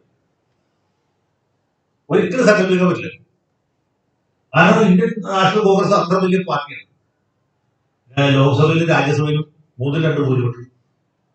എല്ലാ സംസ്ഥാനത്തും തമിഴ്നാട്ടിൽ ഒഴിച്ച് ബാക്കി എല്ലായിടത്തും കോൺഗ്രസിന്റെ മന്ത്രി. അപ്പൊ അങ്ങനെ ഒരു കാലത്ത് ഒരിക്കലും നമുക്ക് സങ്കല്പിക്കാൻ പറ്റില്ല കോൺഗ്രസ് ഇതുപോലെയൊക്കെ. പക്ഷെ അത് പോയി. ജനാധിപത്യത്തിൽ മാറ്റത്തിന് ഒരു പരിധിയില്ലാതെ ഒരുമിതി. ഇപ്പൊ ജയിച്ചിരിക്കുന്ന പാർട്ടി ഏത് കാലത്തും ജയിച്ചിരിക്കും എന്ന് പറയാൻ പറ്റില്ല. ജനങ്ങൾ എപ്പോഴെങ്കിലും വോട്ട് മാറ്റി. വോട്ട് മാറ്റിക്കാനുള്ള കഴിവിനാണ് നമ്മൾ ജനാധിപത്യം തുറന്നു. എന്റെ അപ്പൻ കോൺഗ്രസ്സായിരുന്നു, അപ്പാപ്പനും കോൺഗ്രസ്സായിരുന്നു, ഞാനും കോൺഗ്രസ്സാണ്, എന്റെ മകന്റെ മകനും കോൺഗ്രസ്സായിരുന്നു എന്ന് ചില ആൾക്കാർ പറഞ്ഞിട്ടില്ല. അത് അബദ്ധമാണ്. അങ്ങനെയല്ല, നമുക്ക് വോട്ട് മാറ്റിക്കാൻ കഴിയും. നമ്മൾ കഴിഞ്ഞ തവണ കോൺഗ്രസിനോട് ചോദിച്ചു, ഇത്തവണ മാർക്സിസ്റ്റ് പാർട്ടി കൂട്ടി, അടുത്തവണ വേറെ പാർട്ടി കൂട്ടി. അങ്ങനെ ചെയ്യണം. അതാണ് ജനാധിപത്യം. നമ്മൾ ഏത് കാലത്തും ഒരു പാർട്ടിക്ക് തന്നെ വോട്ട് കൊടുത്താൽ നമ്മൾ ഒരു സ്ഥലത്ത് എത്തില്ല. അത് ജനങ്ങൾക്ക് അറിയാം, ജനങ്ങൾ അതനുസരിച്ച് തന്നെ വോട്ട്. അതാണ് ഈ ജനാധിപത്യത്തിന്റെ ആന്തരികമായ ശക്തി. അതുകൊണ്ടാണ് ഈ ഭരണഘടന ഇങ്ങനെ നിലനിൽക്കുന്നത്. ഈ ഭരണഘടന നിലനിൽക്കുന്നിടത്തോളം കാലം ഈ സംവിധാനം ഇതുപോലെ പോകും. തെരഞ്ഞെടുപ്പ് നടത്തും, തെരഞ്ഞെടുപ്പ് കമ്മീഷൻ, പിന്നെ ജനങ്ങളുടെ അവകാശങ്ങൾ സംരക്ഷിക്കാനായിട്ട് ഹൈക്കോടതി, സുപ്രീം കോടതി, നമ്മുടെ മൗലികാവകാശങ്ങൾ അവിടെ ചോദിച്ചു. ഇതിനെക്കുള്ള ഒരുപാട് വ്യവസ്ഥകൾ ഉണ്ട്. അപ്പൊ ലോകത്തിലെ ഏറ്റവും മികച്ച ഭരണഘടനകൾ ഒന്നാണ് ഇന്ത്യ. പക്ഷെ നമ്മുടെ ഭരണ സംവിധാനം ആ നിലവാരത്തിലേക്ക് എത്തിയില്ല. അതിന്റെ കാരണം ഞാൻ നേരത്തെ പറഞ്ഞു. അതിൽ നമുക്ക് ആരെയും കുറ്റപ്പെടുത്താൻ പറ്റില്ല. കാരണം രാജ്യത്തിന്റെ അടിസ്ഥാനപരമായ ദൗർബല്യമാണ് ദാരിദ്ര്യവും അതുപോലെ നിരക്ഷരവും. അപ്പൊ അതിലും മാറ്റം, ഭൗതിക സാഹചര്യങ്ങൾ മെച്ചപ്പെടും. എന്നാൽ മാത്രമേ നമുക്ക് ഈ പാശ്ചാത്യ രാജ്യങ്ങളുടെ നിലപാടുകളിലേക്ക് എത്താം. ഇതാണ് എനിക്ക് ഇവിടെ അടിസ്ഥാനപരമായിട്ട് പറയാനുള്ള കാര്യം.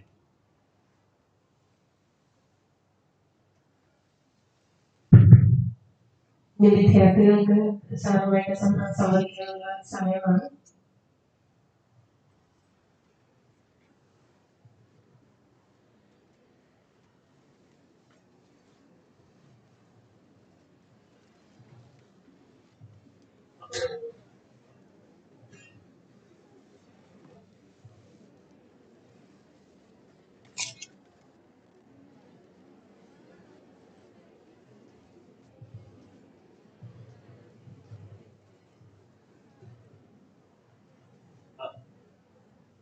ബഹുമാനപ്പെട്ട ജയശങ്കർ സർ,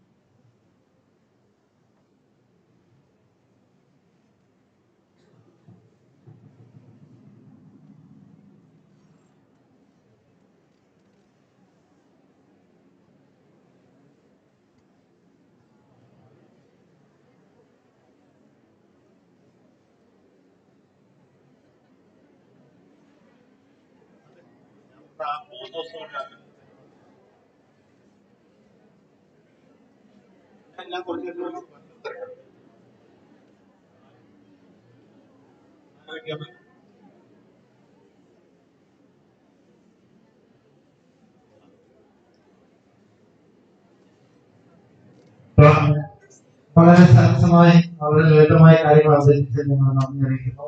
എന്റെ ചോദ്യം, ഇന്ത്യൻ ജനാധിപത്യത്തിന്റെ അടിസ്ഥാനം എന്ന് പറയുന്നത് നമ്മുടെ ജുഡീഷ്യൽ സംവിധാനം, നമ്മുടെ തെരഞ്ഞെടുപ്പ് പ്രക്രിയ, നമ്മുടെ മാധ്യമങ്ങൾ, നമ്മുടെ പാർലമെന്ററി സംവിധാനം, ഈ 4 ഘടകങ്ങളിലും ചില ആശയങ്ങളും ചില ഭരണവർഗത്തിന്റെ നേരിട്ടല്ലാതെയുള്ള കടന്നുകയറ്റം ഈ കാലഘട്ടത്തിൽ നമുക്ക് കാണുന്നു. അപ്പൊ ഈ ഒരു സാഹചര്യത്തില് നമ്മുടെ ജനാധിപത്യം അത് എങ്ങനെ ഈ പ്രശ്നങ്ങളെ കടന്നു പോകുമെന്നുള്ളതാണ് ചോദിച്ചത്. കാരണം നമ്മുടെ മാധ്യമങ്ങളാവട്ടെ, ജുഡീഷ്യൽ സംവിധാനങ്ങളാവട്ടെ, എല്ലായിടത്തും കടന്നുകയറ്റം എന്ന് വളരെ ശക്തമാണ്. എങ്ങനെയാണ് നമ്മെ തന്നെ ചെയ്യുന്നത്? അല്ല, അത് അടിസ്ഥാനപരമായിട്ട് നമ്മുടെ സംവിധാനത്തിന് ഒരു പരിമിതി പരാധീനതയുണ്ട്. അതിന്റെ ദൗർബല്യങ്ങളും അത് പല രീതിയിൽ സംഭവിക്കും.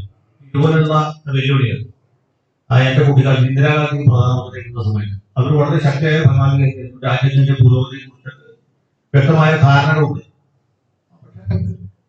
അത് അന്നത്തെ മൊത്തത്തിലുള്ള സംവിധാനമായിട്ട് യോജിച്ചു പോയി. ഒരു ഏകാധിപത്യ പ്രവണത നല്ലപോലെ കാണും. ഒരു പരിധിവരെ ആവശ്യമായി രാജ്യത്തിന്റെ പുരോഗതി. അതുപോലെ ഒരു സംഭവം ഇപ്പോൾ ഇതിന്റെ കാരണം പാർലമെന്റിൽ വ്യക്തമായ ഭൂരിപക്ഷം ഉണ്ട്.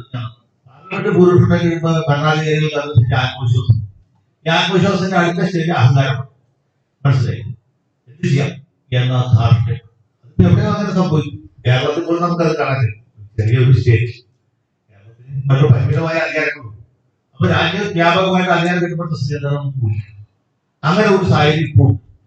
ഇതിന്റെ മറ്റു വശത്ത് പാർലമെന്റിൽ അധികാരമില്ലാത്ത, ഭൂരിപക്ഷം ഇല്ലാത്ത സർക്കാർ അതൊരു ഘടകമാണ്. രാജീവ് ഗാന്ധി ബോംബോട്ടി മരിച്ചതിന് ശേഷം രാജീവ് ഗാന്ധിയുടെ സർക്കാർ പോയി 84 അദ്ദേഹം വരുന്നു. 89 പോകും. 89 തൊട്ട് 2014 വരെ രാജ്യത്ത് രാഷ്ട്രീയമായ അനിശ്ചിതത്വം മാറി മാറി വരുന്ന സർക്കാർ. വാജ്പേയിയുടെ സർക്കാരിനൊക്കെ പാർലമെന്റ് ഭൂരിപക്ഷം 24 കക്ഷികൾ ചേർന്ന ഒരു കൂട്ടുമുന്നണി. പിന്നീട് മൻമോഹൻ സിംഗ് 10 വരെ വലിയ കുഴപ്പമില്ലാതെ ഭരിക്കും. എങ്കിലും പരാധീനത അവർക്ക് ശക്തമായ തീരുമാനം എടുക്കണം. അപ്പൊ ഈ രാഷ്ട്രീയ അനിശ്ചിതത്തോടുകൂടിയാണ് ഇവർക്ക് ജനങ്ങൾ പൂർണ്ണമായ ഭൂരിപക്ഷം നൽകിയത്. ഉറച്ച സർക്കാർ ഉണ്ടാകുന്നത്. ഉറച്ച സർക്കാർ വരുമ്പോൾ എപ്പോഴും ഈ രീതിയിലുള്ള പ്രശ്നം സ്വാഭാവികമാണ്. പക്ഷെ നമ്മുടെ സംവിധാനം ഈ വെല്ലുവിളികളെ വലിയൊരു അളവ് വരെ അതിജീവിച്ചു കഴിഞ്ഞു. ഏത് കാലത്തും ഈ ജനാധിപത്യ സംവിധാനത്തിൽ എപ്പോഴും വെല്ലുവിളികളിലേക്ക് പുരോഗതി ഉണ്ടാവില്ല. വളരെ പ്രധാനപ്പെട്ട കാര്യമാണ്. വെല്ലുവിളികൾ സ്വാഭാവികമായിട്ടും ഉണ്ടാകും. അതിന് നമുക്ക് അതിജീവിക്കാൻ പറ്റുമെന്നുള്ളതാണ് എന്റെ വിശ്വാസം. അതിജീവിക്കാൻ കഴിയും. സംവിധാനത്തിൽ സംഭവിക്കും. പക്ഷെ ഇന്ദിരാഗാന്ധിയുടെ സമയം ഇപ്പോഴത്തെ തമ്മിലുള്ള ഒരു വലിയ വ്യത്യാസം ഞാൻ പറഞ്ഞു. അതെന്താ വെച്ചാൽ ഈ പ്രതിപക്ഷത്തിന്റെ പരാതി, ഭരണപക്ഷത്തിന്റെ കയ്യിൽ അധികാരങ്ങൾ വളരെയധികം കേന്ദ്രീകരിച്ചിരിക്കുന്നു എന്ന് പറയുമ്പോൾ തന്നെ നമ്മൾ ഭയപ്പെടേണ്ടത് ഈ പ്രതിപക്ഷത്തിന്റെ ശൈഥില്യവും പരാജയവും. ഇന്ദിരാഗാന്ധി പ്രധാനമന്ത്രിയായിരുന്ന സമയത്ത് പാർലമെന്റിന് അകത്ത് ഇവരെ എതിർക്കാനായിട്ട് മൊറാർജി ദേശായി, AK ഗോപാൽ, ജ്യോതിർമയി ബോസ്, അടൽ ബിഹാരി വാജ്പേയി ഇങ്ങനെ ഭയങ്കര ശക്തന്മാരായ നേതാക്കൾ, വിലുകൂടി അതിഗംഭീരന്മാരായ നേതാക്കൾ. പാർലമെന്റ് പുറത്ത് ജയപ്രകാശ് നാരായണ, ആചാര്യ, ജോർജ് ഫെർണാണ്ടസ് ഇങ്ങനെയുള്ള. പിന്നെ ഇന്ദിരാഗാന്ധി 8 പേരിൽ 8 കോളത്തിൽ നിർത്താൻ രാംനാഥ് ഗോയലിന്റെ ഇന്ത്യയുടെ സ്വസ്ഥത പറഞ്ഞു. ശക്തമായ എതിർപ്പ് ഉണ്ടായിരുന്നു. ഇപ്പൊ മാധ്യമങ്ങളാണെങ്കിലും കോടതിയാണെങ്കിലും അല്ല പ്രതിപക്ഷം നേട്ടവും എല്ലാം ഉണ്ട്. അതാണ് നമ്മൾ ഭയപ്പെടുന്നത്. ഈ ജനാധിപത്യത്തിന്റെ ഏറ്റവും പ്രധാനപ്പെട്ട ഒരു ഘടകം എന്ന് പറയുന്നത് പ്രതിപക്ഷ ധർമ്മം പുലർത്തുന്ന മാധ്യമങ്ങളും അത് പരാജയപ്പെട്ടാൽ സംഗതി കഴിഞ്ഞു. ഇതാണ് ഇതിന്റെ യഥാർത്ഥ പ്രശ്നം.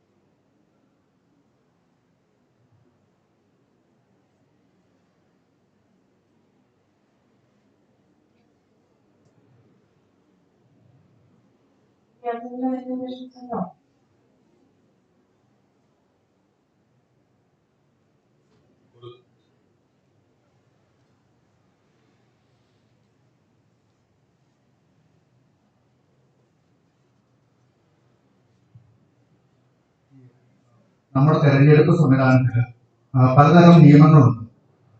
ഇപ്പം റെപ്രസെന്റേഷൻ ഓഫ് പീപ്പിൾസ് ആക്ട് പോലത്തെ ക്രിമിനലൈസേഷൻ കുറയ്ക്കാൻ വേണ്ടിയിട്ടുള്ള പല നിയമങ്ങളുണ്ട്. ഇത് എഫക്റ്റീവ് ആണ് എന്ന് തോന്നുന്നുണ്ടോ, അല്ലെങ്കിൽ എഫക്റ്റീവ് ആക്കാനുള്ള സജഷൻസ് അങ്ങനെ വല്ലതും കാരണം നിർദ്ദേശിക്കാനുണ്ടോ എന്നാണ് എന്റെ ചോദ്യം.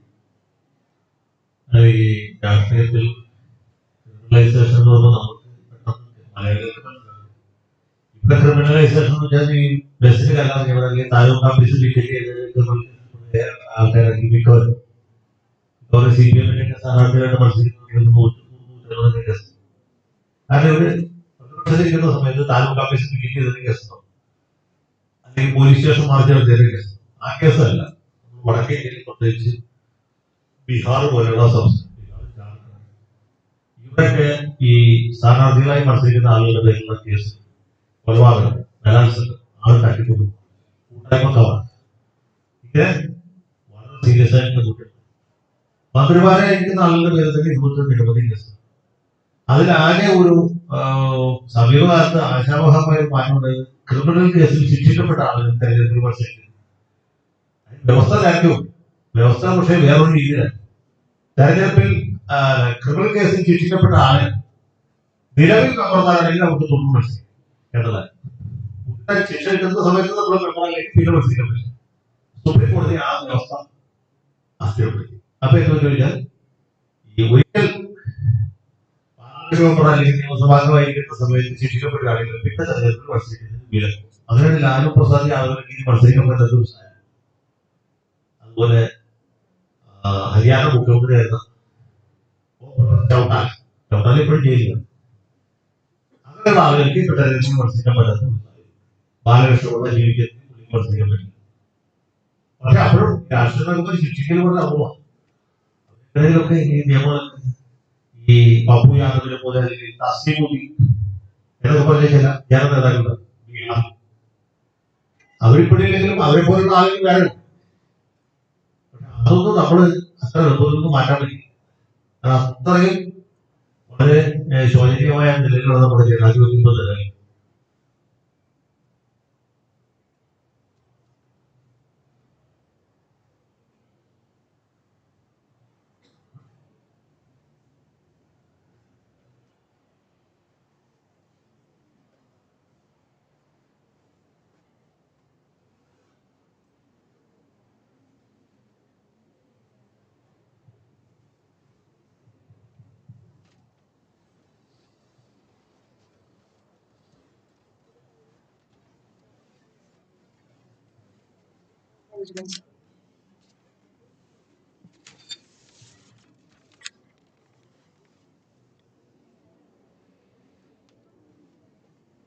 ഒരു സെഷന് വോട്ട് ഓഫ് ഫ്രണ്ട്സ് പറയുന്നതിനായി നമ്മുടെ doctor Benjamin Hudson baby, joint coordinator, research promotion council സാറിനെ ക്ഷണിക്കുന്നു.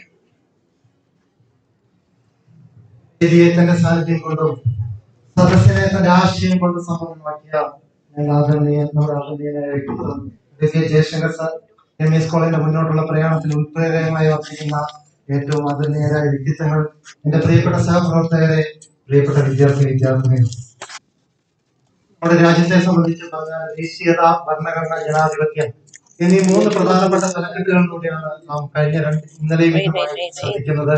അതിൽ ഇന്ന് നാം ശ്രദ്ധിച്ചത് ജനാധിപത്യത്തിന്റെ സാധ്യതകളും പരിമിതികളും എന്നുള്ള വിഷയമാണ്. തുടർന്ന് നാം കാണുന്നത് ജനാധിപത്യത്തിന്റെ അടിസ്ഥാന ഘടകങ്ങളായ നമ്മുടെ ജുഡീഷ്യൽ സംവിധാനം, നമ്മുടെ പാർലമെന്ററി സംവിധാനം, നമ്മുടെ മാധ്യമങ്ങളുടെ ഒക്കെ പങ്കിനെ കുറിച്ചാണ്.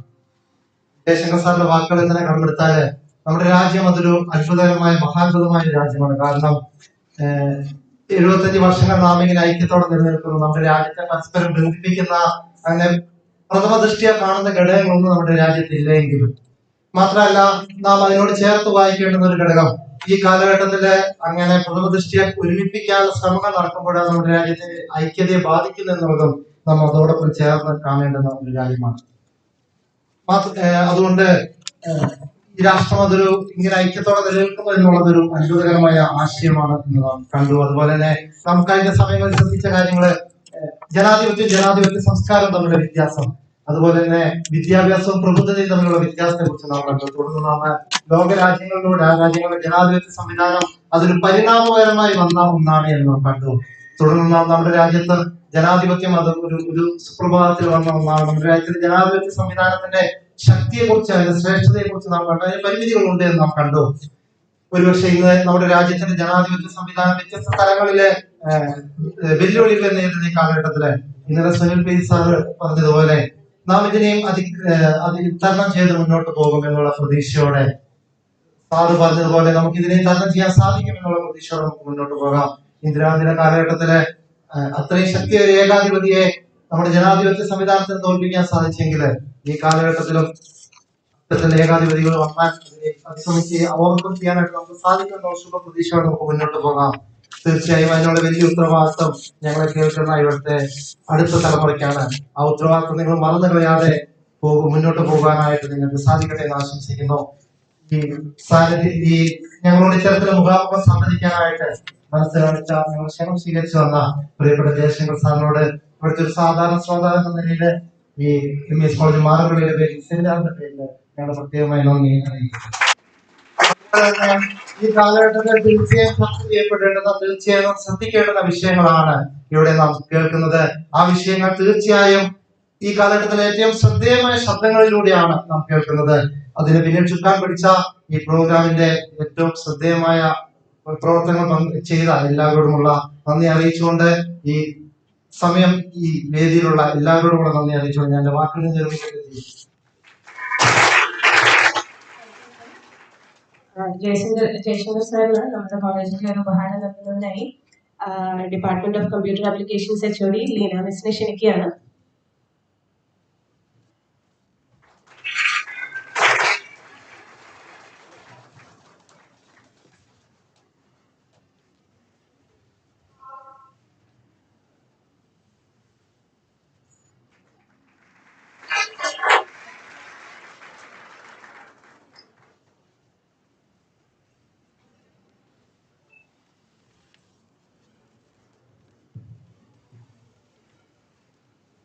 ജനാധിപത്യ സംരക്ഷണത്തിൽ കോടതികളുടെയും മാധ്യമങ്ങളുടെയും പങ്ക് എന്ന ടോപ്പിക്കാണ് അടുത്ത ഡിസ്കഷൻ ഉള്ളത്.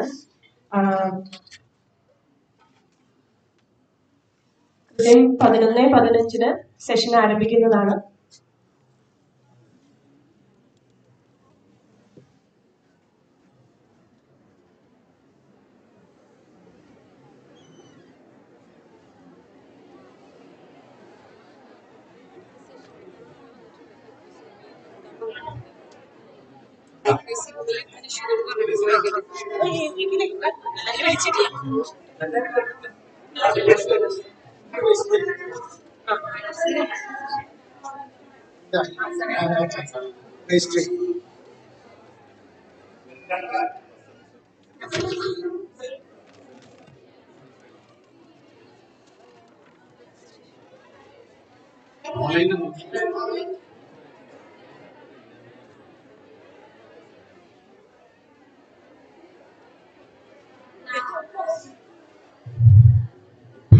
കുട്ടികളിവിടെ വെയിറ്റ് ചെയ്യാം കേട്ടോ.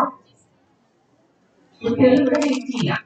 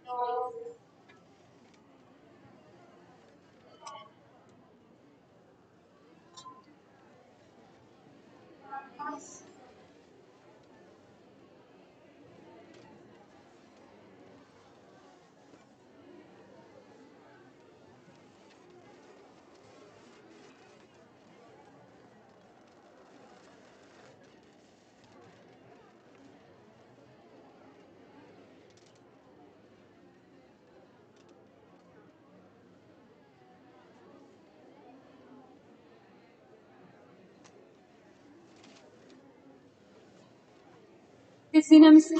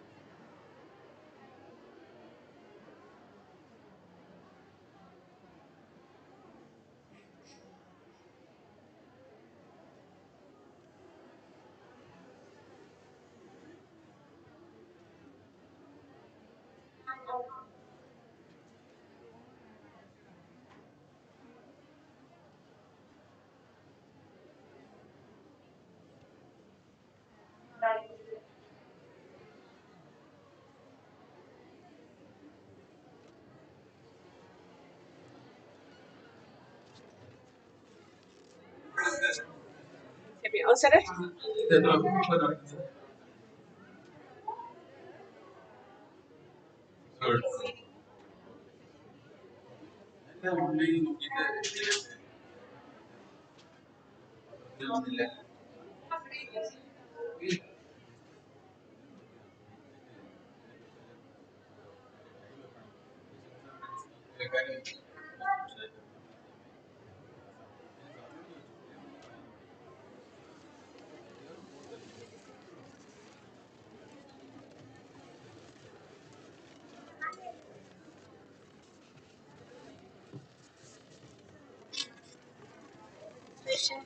എടുക്കോളൂ സെറ്റ് അത് കൊടുക്കാനല്ലായിരുന്നോ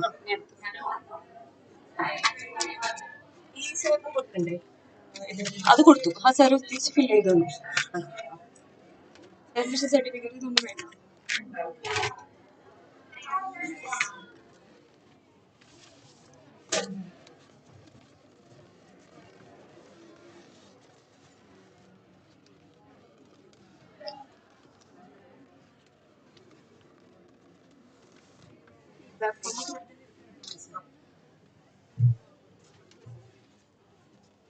ഞാൻ സർട്ടിഫിക്കറ്റ് ഒന്ന് എഴുതിച്ചിട്ട് അത് പ്രിൻസിപ്പളിനെ ഒപ്പിടിച്ചിട്ട് ഞാൻ സർട്ടിഫിക്കറ്റ് ഏത് രജിസ്ട്രേഷൻ ഫോം അല്ലേ എഴുതാത്ത രജിസ്ട്രേഷൻ ഫോം അതിൻ്റെ താഴെ ഫീഡ്ബാക്ക് ഫോമും ഉണ്ട് അതിൻ്റെ താഴെ നോട്ട് പാഡും പെന്നും എല്ലാം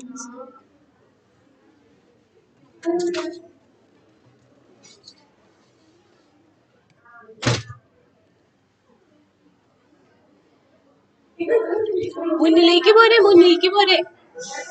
എന്നിട്ട്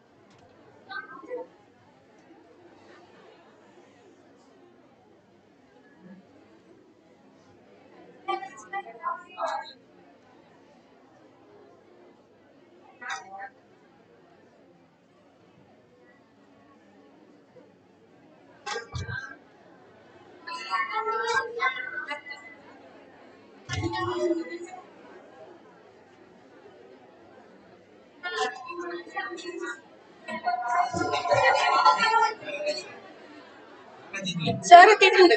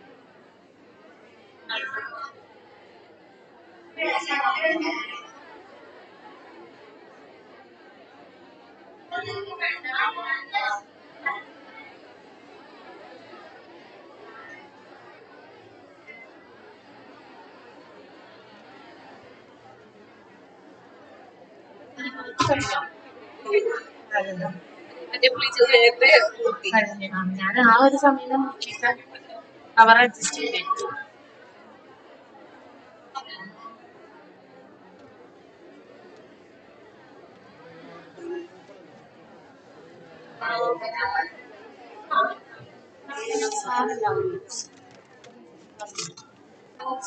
അറിയില്ല, ചിലപ്പം വരും.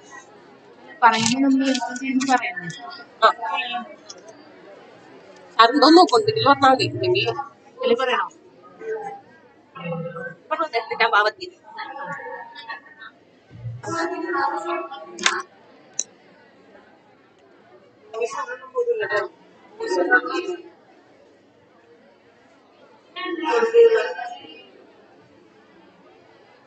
അതിന് പോകുന്ന കൂടി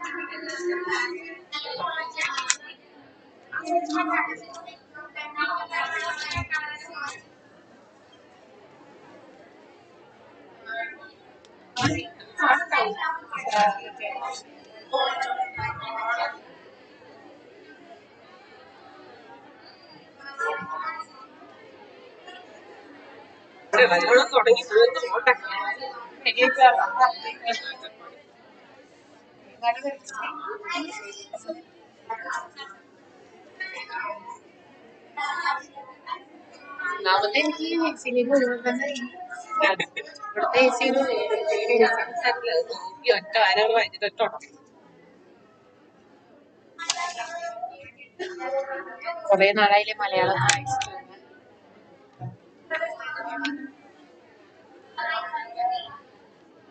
ഇംഗ്ലീഷിൽ എന്താണെന്നോ ഇല്ല. ഒറ്റ 2 പേജ് മറ്റേ കണ്ട് വായിക്കാൻ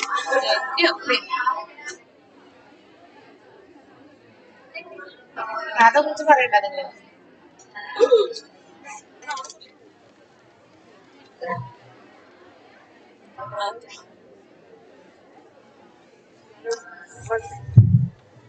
പുറത്തിരിക്കുന്ന വിദ്യാർത്ഥികൾ മുമ്പോട്ട് കയറിയിരിക്കുക.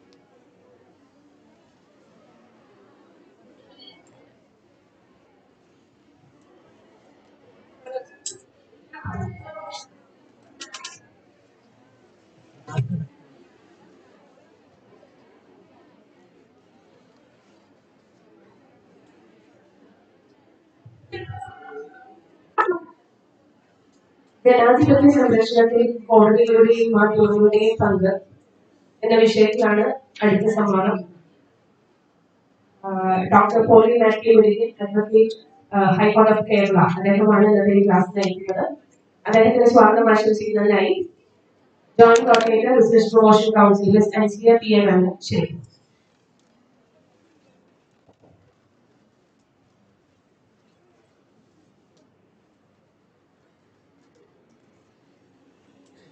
ബഹുമാനപ്പെട്ട vice principal doctor Jasmine PM, ഇന്നത്തെ വിശിഷ്ടാതിഥി ഡോക്ടർ പൊലി മാത്യു മുരിക്കൻ, മറ്റ് അധ്യാപക അനധ്യാപക സുഹൃത്തുക്കളെ, പ്രിയപ്പെട്ട വിദ്യാർത്ഥികളെ, എല്ലാവർക്കും നമസ്കാരം. നമ്മുടെ രാജ്യം സ്വാതന്ത്ര്യലബ്ധിയുടെ 75-ാം വാർഷികം വിപുലമായ പരിപാടികളോടെ ആഘോഷിച്ചുകൊണ്ടിരിക്കുകയാണ്. ഇതിനോടനുബന്ധിച്ച് MES കോളേജ് മാറമ്പള്ളിയിലെ പാർലമെന്ററി അഫയേഴ്സ് ക്ലബും റിസർച്ച് പ്രൊമോഷൻ കൗൺസിലും his highness the Maharaja's law കോളേജും സംയുക്തമായി ചേർന്ന് നടത്തുന്ന 75 years of India as a Democratic Republic എന്ന നാഷണൽ സെമിനാറിന്റെ 2ാം ദിവസത്തിൽ നമ്മൾ എത്തി നിൽക്കുകയാണ്. ഈ അവസരത്തിൽ നമ്മൾ ഇന്ന് അനുഭവിക്കുന്ന ഈ സ്വാതന്ത്ര്യം നമുക്ക് നേടിത്തന്ന ധീരരായ എല്ലാ സ്വാതന്ത്ര്യ സമര സേനാനികളെയും മനസ്സിൽ സ്മരിച്ചുകൊണ്ട് എന്റെ കർത്തവ്യത്തിലേക്ക് കടക്കുന്നു. ആദ്യം തന്നെ നമ്മുടെ കോളേജിന്റെ അമരക്കാരൻ, കോളേജിന്റെ ഉന്നമനത്തിന് വേണ്ടി അഹോരാത്രം പ്രവർത്തിക്കുന്ന നമ്മുടെ പ്രിൻസിപ്പൽ ഡോക്ടർ അജൻസ് P. മുഹമ്മദിനെ അദ്ദേഹത്തിന്റെ അഭാവത്തിൽ ഈ വേദിയിലേക്ക് സ്വാഗതം ചെയ്യുന്നു. അടുത്തതായി നമ്മുടെ വിശിഷ്ടാതിഥിയെ പറ്റി 2 വാക്ക്. ഡോക്ടർ പൊലി മാത്യു മുരിക്കൻ മുഖവുരകൾ ആവശ്യമില്ലാത്ത വ്യക്തിത്വം. അദ്ദേഹത്തിന്റെ ചടുലവും ശക്തവുമായ അഭിപ്രായത്തിലൂടെ പലർക്കും സുപരിചിതരാണ്. ഡോക്ടർ പൊലി മാത്യു മുരിക്കൻ ഒരു ഭരണഘടനാ നിയമവിദഗ്ധനും അറിയപ്പെടുന്ന ഒരു നിയമ അക്കാദമിഷ്യനും ഇപ്പോൾ കേരള ഹൈക്കോടതിയിൽ പ്രാക്ടീസ് ചെയ്യുന്ന ഒരു അഭിഭാഷകനും കൂടിയാണ്. വായു ഗുണനിലവാര നിയന്ത്രണങ്ങളുടെ പൊതുജനാരോഗ്യ സംരക്ഷണം എന്ന വിഷയത്തിൽ Cochin university of science and ടെക്നോളജിയിൽ നിന്നും അദ്ദേഹത്തിന് ഡോക്ടറേറ്റ് ലഭിച്ചു.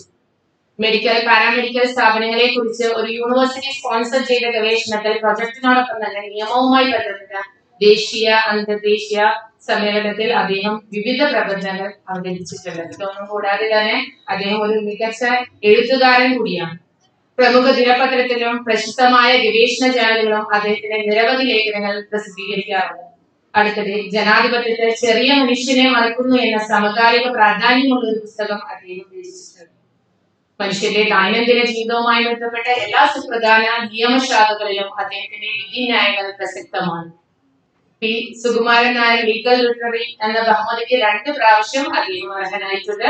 കൂടാതെ ഇന്ത്യൻ ലോ ഇൻസ്റ്റിറ്റ്യൂട്ടിന്റെ സ്പെഷ്യൽ ജൂറി അവാർഡ് ലഭിച്ചിട്ടുണ്ട്. ജനാധിപത്യ സംരക്ഷണത്തിൽ കോടതിയുടെയും മാധ്യമങ്ങളുടെയും പങ്കിനെ പറ്റി അവബോധം നൽകുവാൻ ഡോക്ടർ പൊലി മാത്യു സാറിനെ പാർലമെന്ററി അഫയേഴ്സ് ക്ലബിന്റെയും റിസർച്ച് പ്രൊമോഷൻ കൗൺസിലിന്റെ പേരിൽ ഞാൻ സ്വാഗതം ചെയ്യും. നമ്മുടെ വൈസ് പ്രിൻസിപ്പൽ ആയ ഡോക്ടർ ജാസ്മിൻ PM-നെയും എല്ലാവരുടെയും പേരിൽ ഈ സെമിനാറിലേക്ക് ഞാൻ സ്വാഗതം ചെയ്യും. അടുത്തതായി നമ്മുടെ കോളേജിന്റെ parliamentary affairs club coordinator Shri Jasar MD-യെയും research promotion council coordinator doctor Jaseena KU-നെയും ഈ പ്രോഗ്രാമിലേക്ക് സ്വാഗതം ചെയ്യും. അടുത്തതായി ഈ പ്രോഗ്രാമിൽ പങ്കെടുക്കാനായി എത്തിച്ചേർന്ന എല്ലാ സഹപ്രവർത്തകരെയും വിദ്യാർത്ഥികളെയും ഒറ്റ വാക്കിൽ ഞാൻ സ്വാഗതം ചെയ്യുന്നു. നന്ദി. ജനാധിപത്യ സംരക്ഷണത്തിൽ കോടതികളുടെയും മാധ്യമങ്ങളുടെയും പങ്ക് എന്ന വിഷയത്തെ അധികരിച്ച് സംവദിക്കുന്നതിനായി ഡോക്ടർ പൊലി മാത്യു മുരിക്കൻ സ്വാഗതം ചെയ്യുന്നു.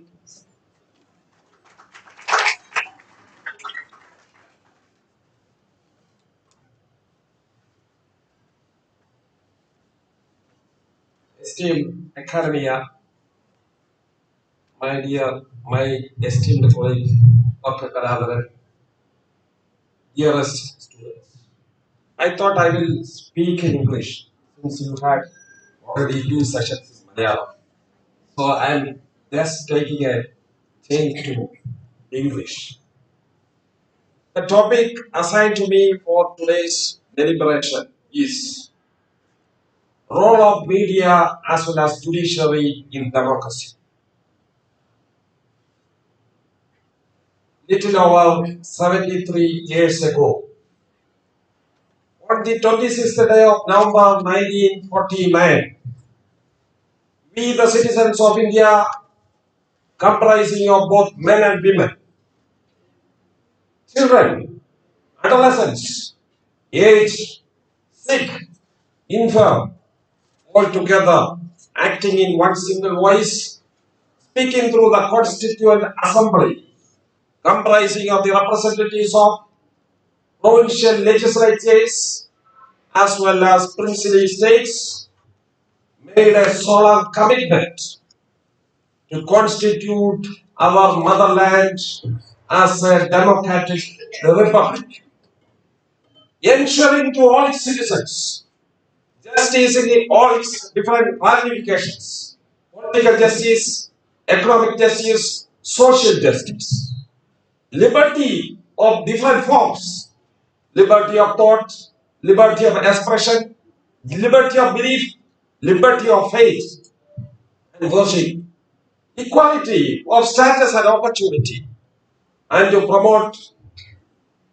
fraternity, assuring the dignity of the individual and the unity and integrity of the nation. The topic of today's deliberation is on democracy, the role that media as well as judiciary has to play in democracy. To make you understand the true contours of democracy, may I highlight before you the explanation given by Abraham Lincoln on democracy.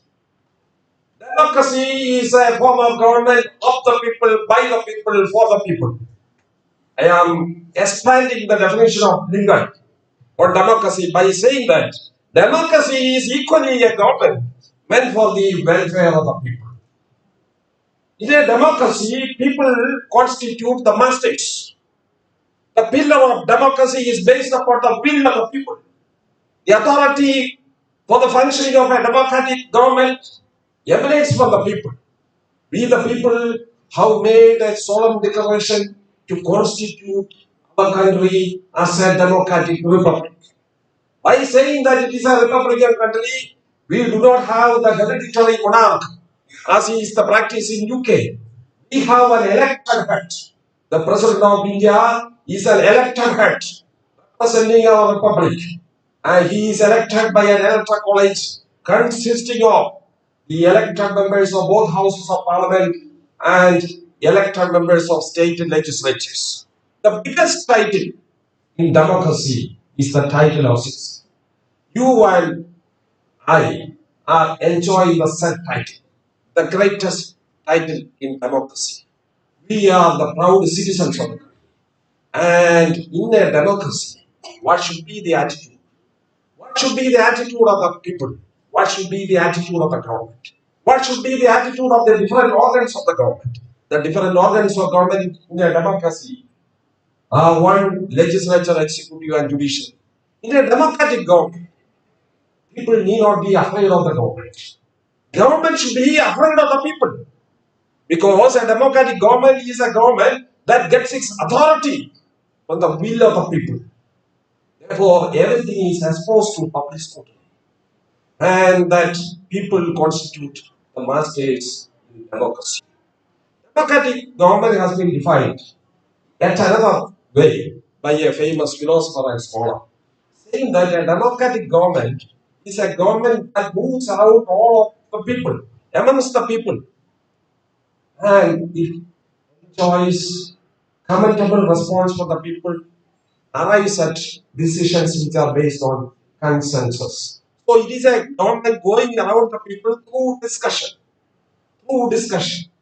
Mahatma Gandhi, the father of the nation, had attempted to define democracy by saying that democracy, in my view, is a form of government wherein the low and the high have equal voice in the decision-making process of the country. Dr. B.R. Ambedkar, architect of the Constitution, the chief architect of the Constitution, has explained what is democracy and why we are embracing democracy as a form of government. He says a democratic form of government is the best experience which can bring out revolutionary changes in the social and economic life of the people without bloodshed. In a democracy, please understand, my dear students, in a democracy, there are no special titles. There are no titles in democracy. There is no privileged class. There is no oppressed class. A privileged class means a class of people who enjoys privileges, immunities, while excluding others from enjoying the same benefits and privileges. Oppressed class means a class of people who are called upon to shoulder responsibilities and liabilities. So a democratic government does not distinguish between oppressed class and privileged class. All are treated equally. The concept of democracy, the concept of republican form of government, as envisioned in the constitution and for the people of this country, it has been clearly stated by Dr. Rajendra Prasad. On the occasion of the independence of the country, on the 15th day of August 1947, he explained the democracy in his iconic speech. He explained democracy, and he explained it by saying that these are the conditions for which we are establishing a democratic form of government. There should be the existence of certain minimum conditions in the society. What are those conditions? First, he said there should be a condition existing amongst us, whereby each man and woman is given all facilities, conditions for development of his or her personality. All facilities, all conditions necessary for the fulfillment of personality should be afforded to every man and woman.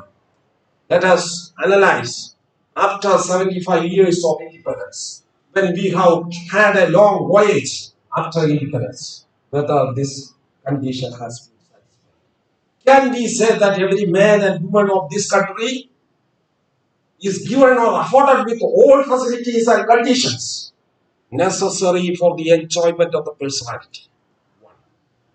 Secondly, he has underpinned the need for a system whereby there shall be no place or room for ignorance, illiteracy. That is banished from the society.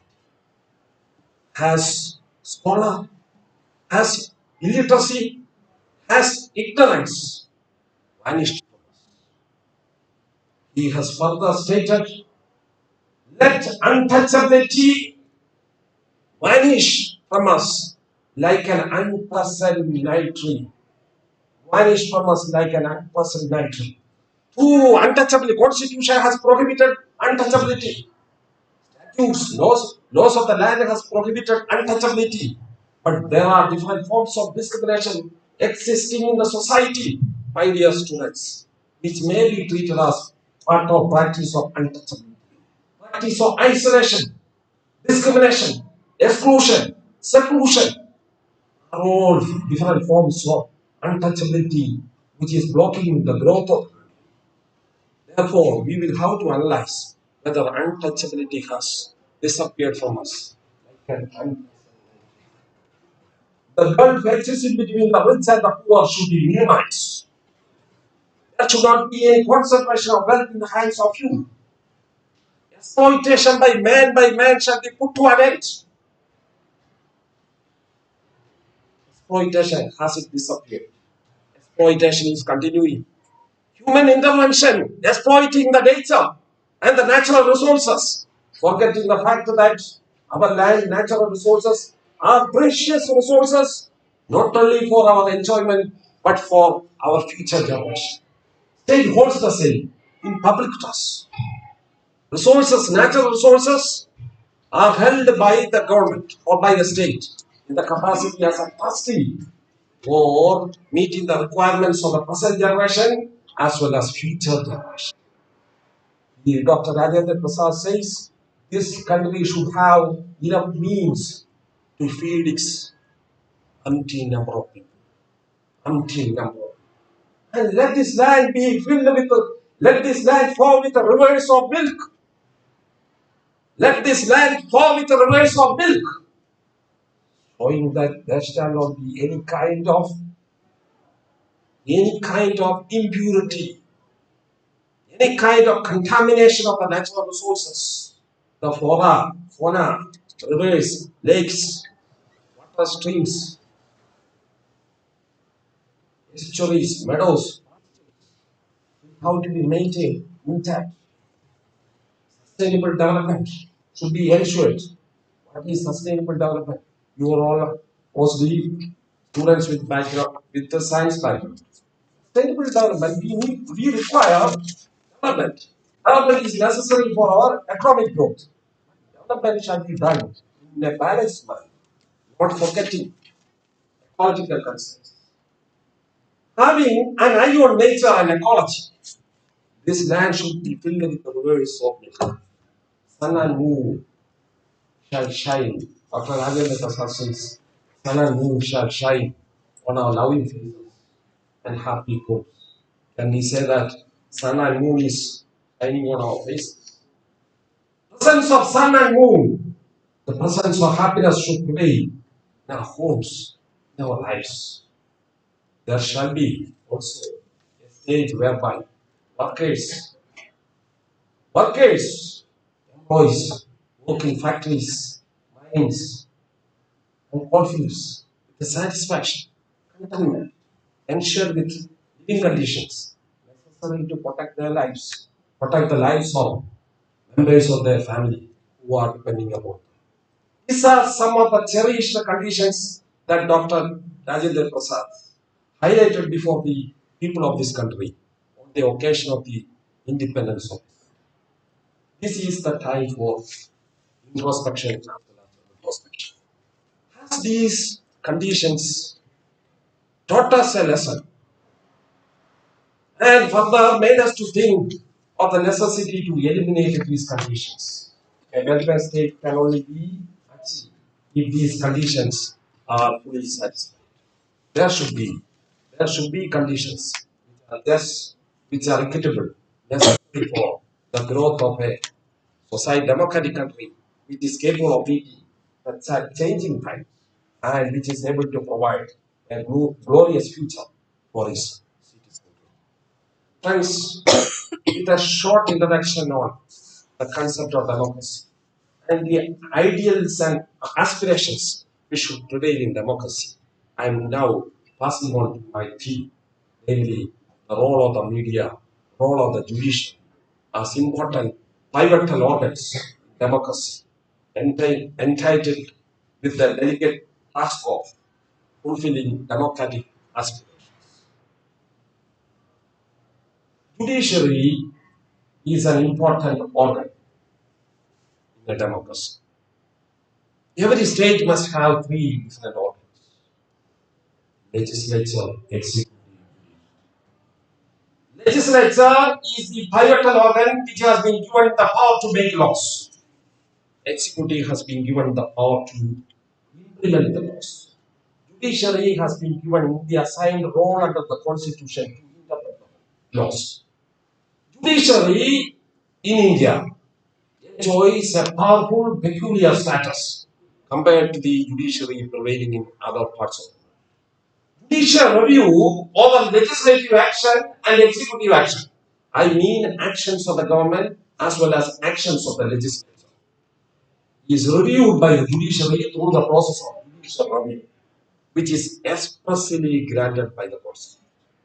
Constitution has conferred upon we the people certain rights, inalienable rights, basic rights, which are necessary for their existence with happiness. Human rights or fundamental rights have been mentioned in the Constitution, Part 3. You may not be aware of Part 3.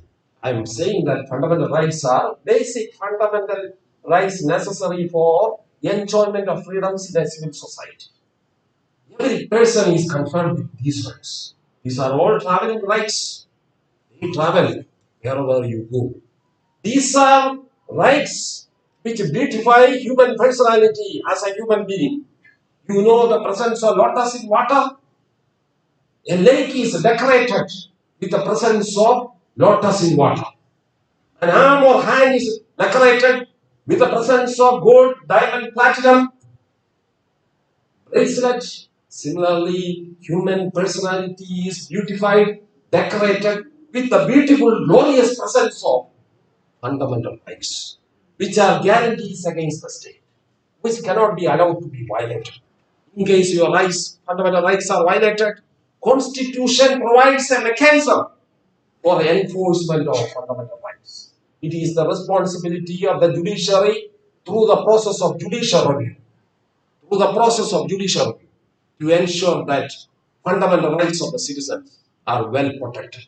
Therefore, under our democratic system of governance, under our constitutional system of governance, there are certain important principles which you may kindly take. There is the supremacy of the Constitution. In India, it is not Parliament that is supreme. It is not government that is supreme. It is not judiciary that is supreme. It is not media that is supreme. It is the Constitution that is supreme. We have the system of constitutional supremacy. It is the duty of the courts to ensure that constitutional supremacy is maintained in a delicate manner, intact. That is the first form of the judiciary in India.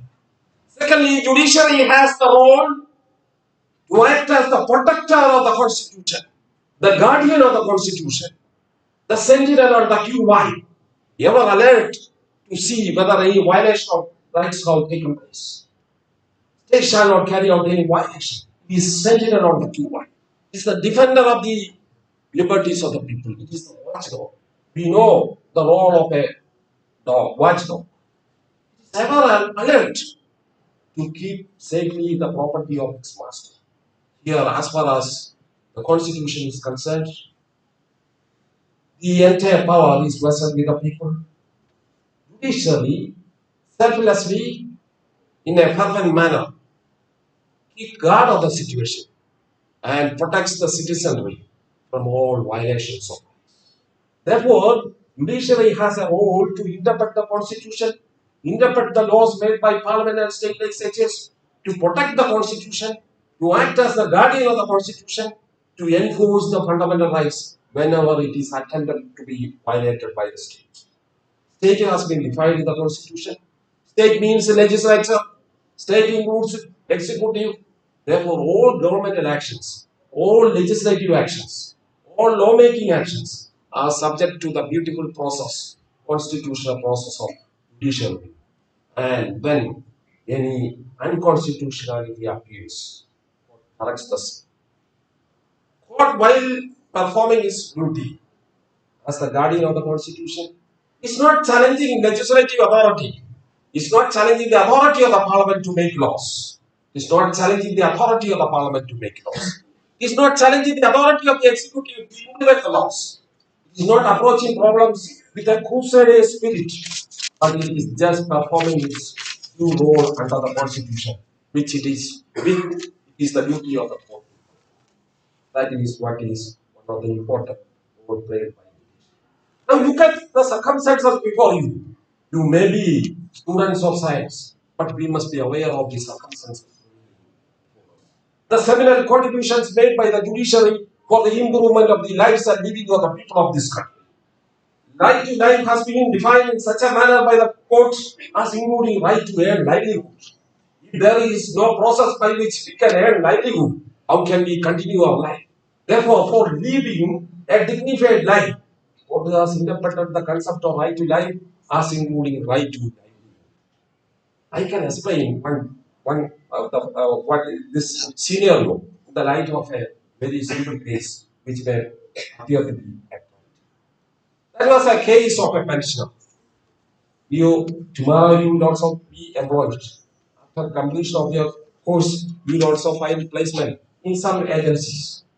This is the case of a pensioner who has rendered dedicated, motivated, committed service for the establishment for over 30 years, 3 decades. Thereafter, he retired from government service. Retired from government service after rendering a credibility service of more than 30 years. He was awarded a nominal pension as per the provisions of the Central Pension Rules. A new clause is added to the Central Pension Rules which has provided for enhancement of pension, but limited the benefit of enhancement or increase of pension to persons who have retired from service after a particular cut-off date, thereby denying the same benefit to those persons who have retired from service or superannuated before that cut-off date. The employer discriminated Here I had stated that one of the hallmark of democracy is that there shall not be any privileged class, there shall not be any oppressed class. There shall not be any privileged class in the sense there shall not be any class which are being conferred with privileges, immunities, benefits. There shall not be any oppressed class in the sense that there may not be any group of people who are called upon to share responsibilities, liabilities, always. Here is a case wherein the employer made a distinction, granting the benefit of pension provision to employees who have retired after a cut-off date, denying the same benefit to those unfortunate class merely for the reason that they fell within those group of persons who retired before a cut-off. Employer discriminating between employees, employer discriminating between pensioners by treating them differently based on a cut-off date, denying the benefit of pension provision to those unfortunate persons who had retired before the cut-off date, allowing the claim in respect of those persons who had retired after a cut-off date. This was challenged before the court, and the case projected before the court was like that of a person who, after entering Kadipati service of more than 30 years or 35 years, finally turns to God and says a prayer. He repents. He had rendered Kadipati service for the king for a considerable period of time.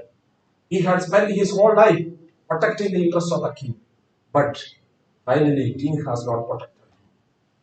Had he turned to God, he says a prayer. He should have turned to God. And if he had turned to God, he should not have fallen in this innocuous situation. In other words, state shall not discriminate between citizens without any rational or reasonable differentiation or intelligible consideration. Court invalidated the rule, saying that pensioners constitute a single class.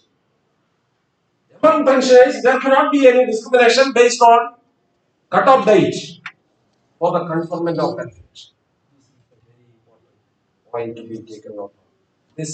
This was held by the court only for a reason that the court has the power to review legislation, review executive action.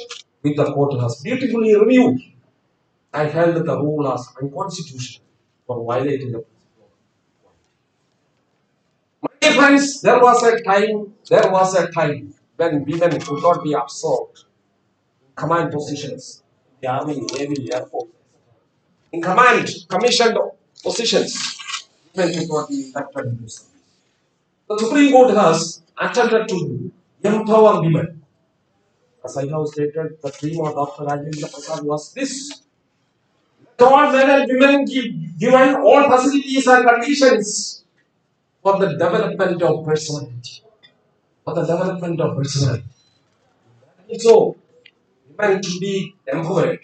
A country cannot progress by keeping women behind. As a bird, can a bird fly with one wing? Can a bird fly with one wing? No. If it attempts to fly with one wing, it will immediately fall. Similarly, a country cannot progress by keeping women behind. I mean, Vivekananda has stated so. Just as a bird cannot fly with one wing, the nation cannot progress by keeping women behind. They should be treated at the same pedestal as that of their counterparts. There was a case when male stenographers and female stenographers were treated differently. Male stenographers were paid high wages, though the same type of work was being performed by female stenographers.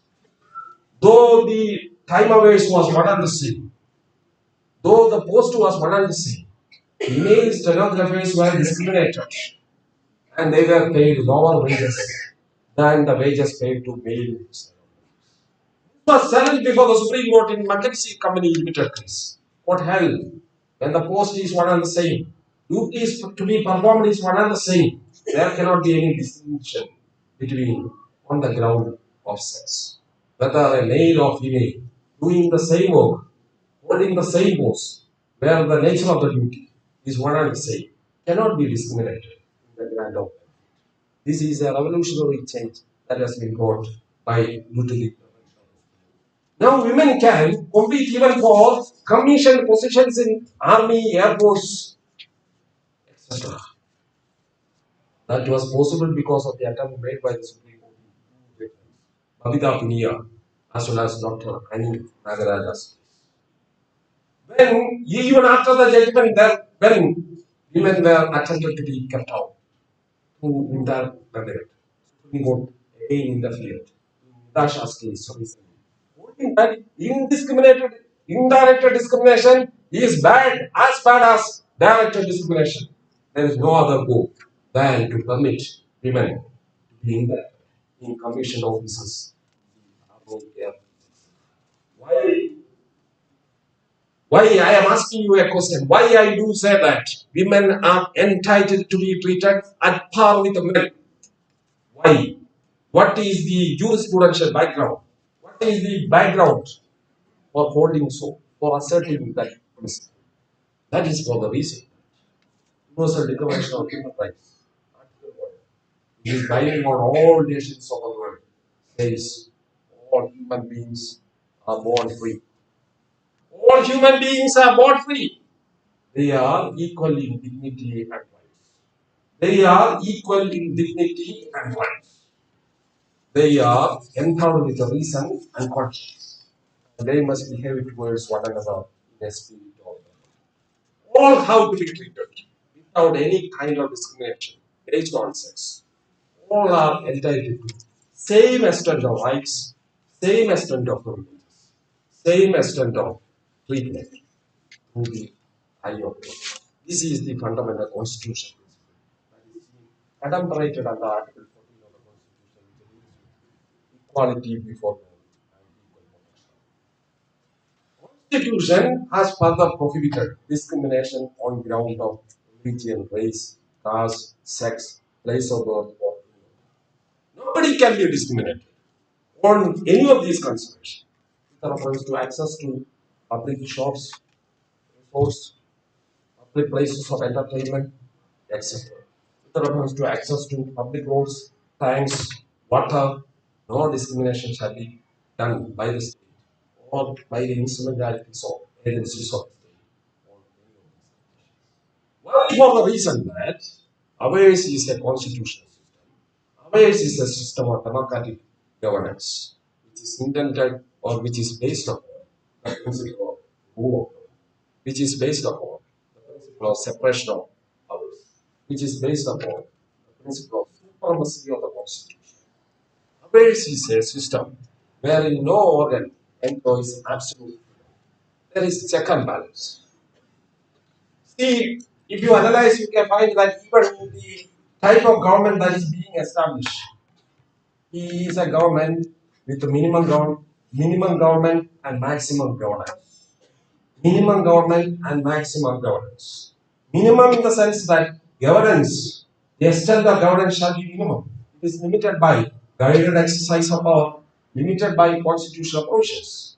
It is a government that has been established for a limited period of time. It is a government which is established based on the vote of the people. What is the role of the common man in democracy? The role of the common man in democracy has been beautifully stated by Winston Churchill. By projecting the common man moving to a little booth with a little pencil, making a little mark on a little bit of paper. There lies the power of democracy. There lies the power of voting.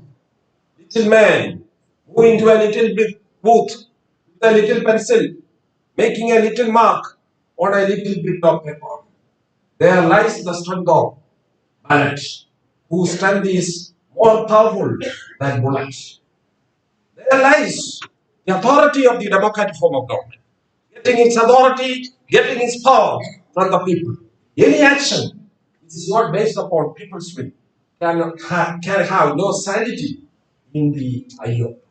Our constitution has been built by architects of consummate skill and ability. Constitution of this country has been built by architects. Tomorrow you people are also going to be technocrats, architects, engineers, scientists, scholars. Our constitution, which forms the fundamental law of the land, fundamental law of the country, is also a constitution designed by architects, architects of consumer skill and fidelity. Its compartments are really beautiful. Its arrangements are full of wisdom and order. It is not likely to collapse at any point of time. If at all it collapses, it can only be on account of one situation, on account of the failure, on account of the lethargy, on account of the indifference of we the people.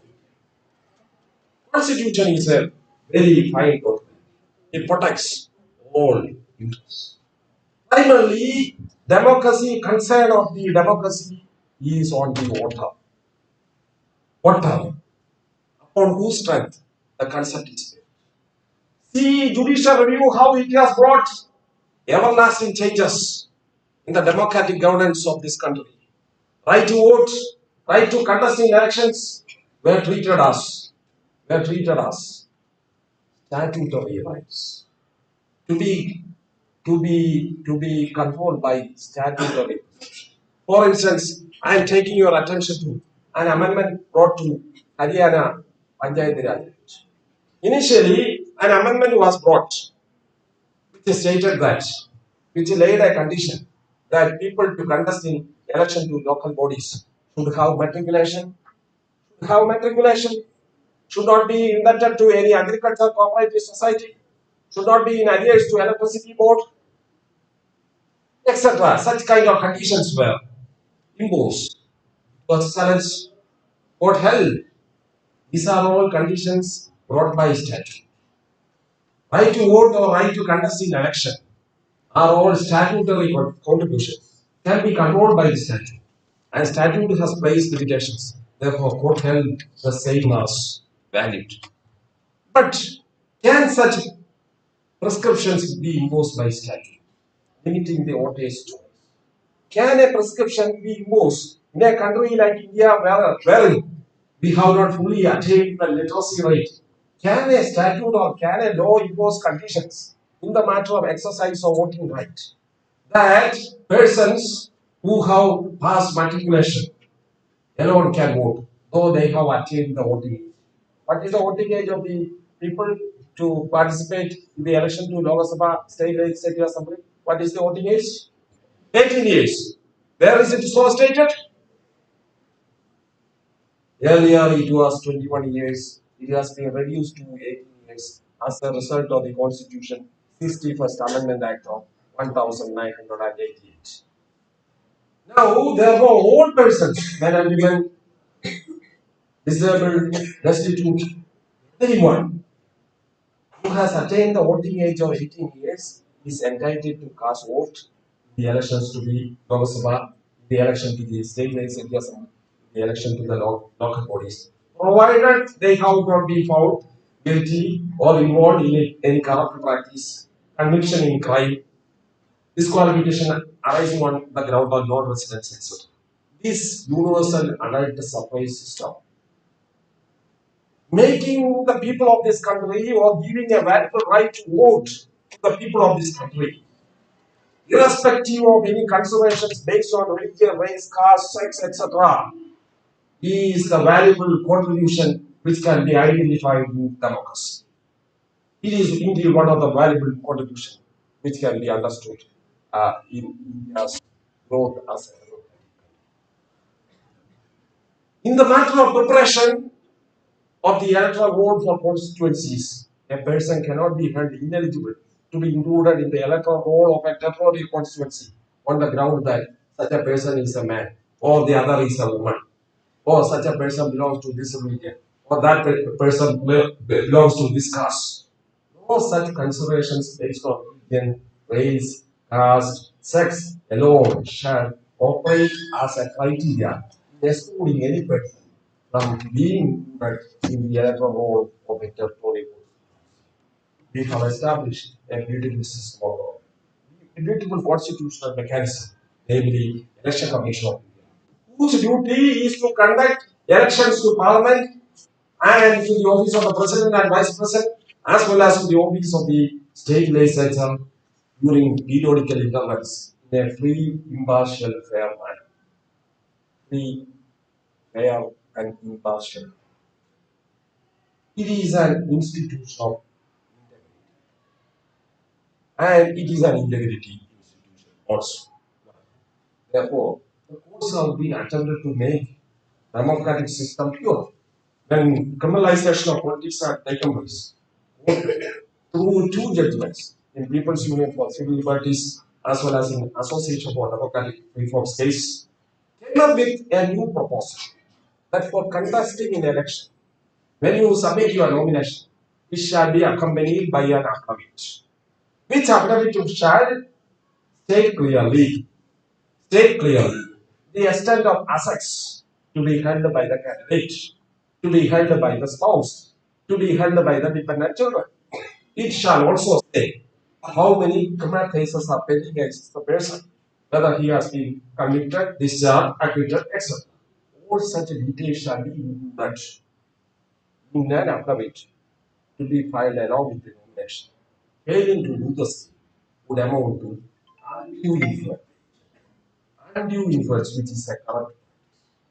Why such a prescription has been made by the Supreme Court to make the electoral process. Democracy, which implies free and fair election, is a basic structure of the Constitution.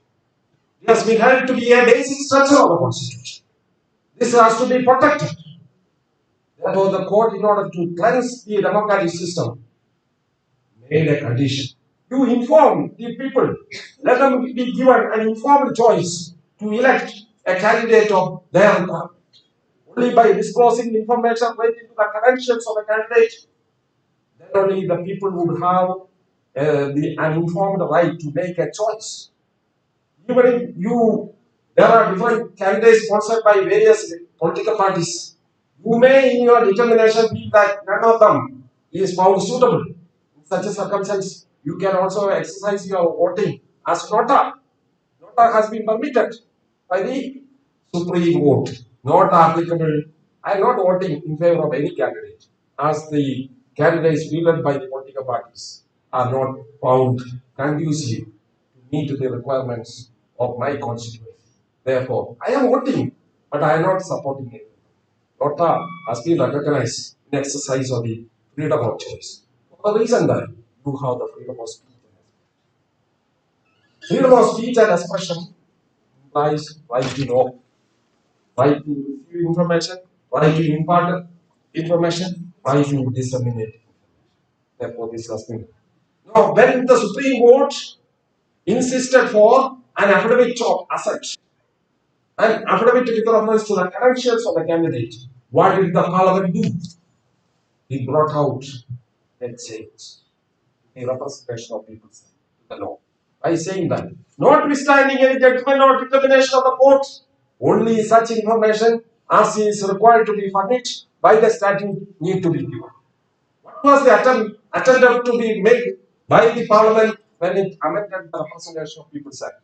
It was attempting to remove the obstacles created through the judgment. It was attempting to overpower the judiciary. Judiciary has performed its duty under the Constitution to strengthen democracy. Parliament brings out amendment saying, removing the conditions of the judgment and attempting to invalidate the spirit of the judgment, which was again challenged before the Supreme Court, held the newly enacted provision. Therefore, the law of the land now says the golden rule.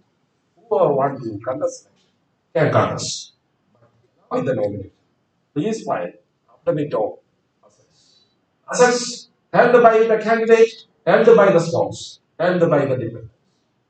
Furnish credentials of the candidate, including credentials relating to the education qualification and other antecedents need to be said in order to make people aware of the potentialities of the candidate to have a right to choice in favor of a, because the greatest title in democracy is the title which is the greatest title in democracy.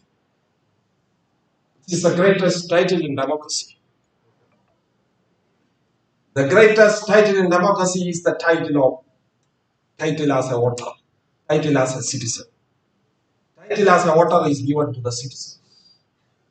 Democracy does not mean merely exercising your vote.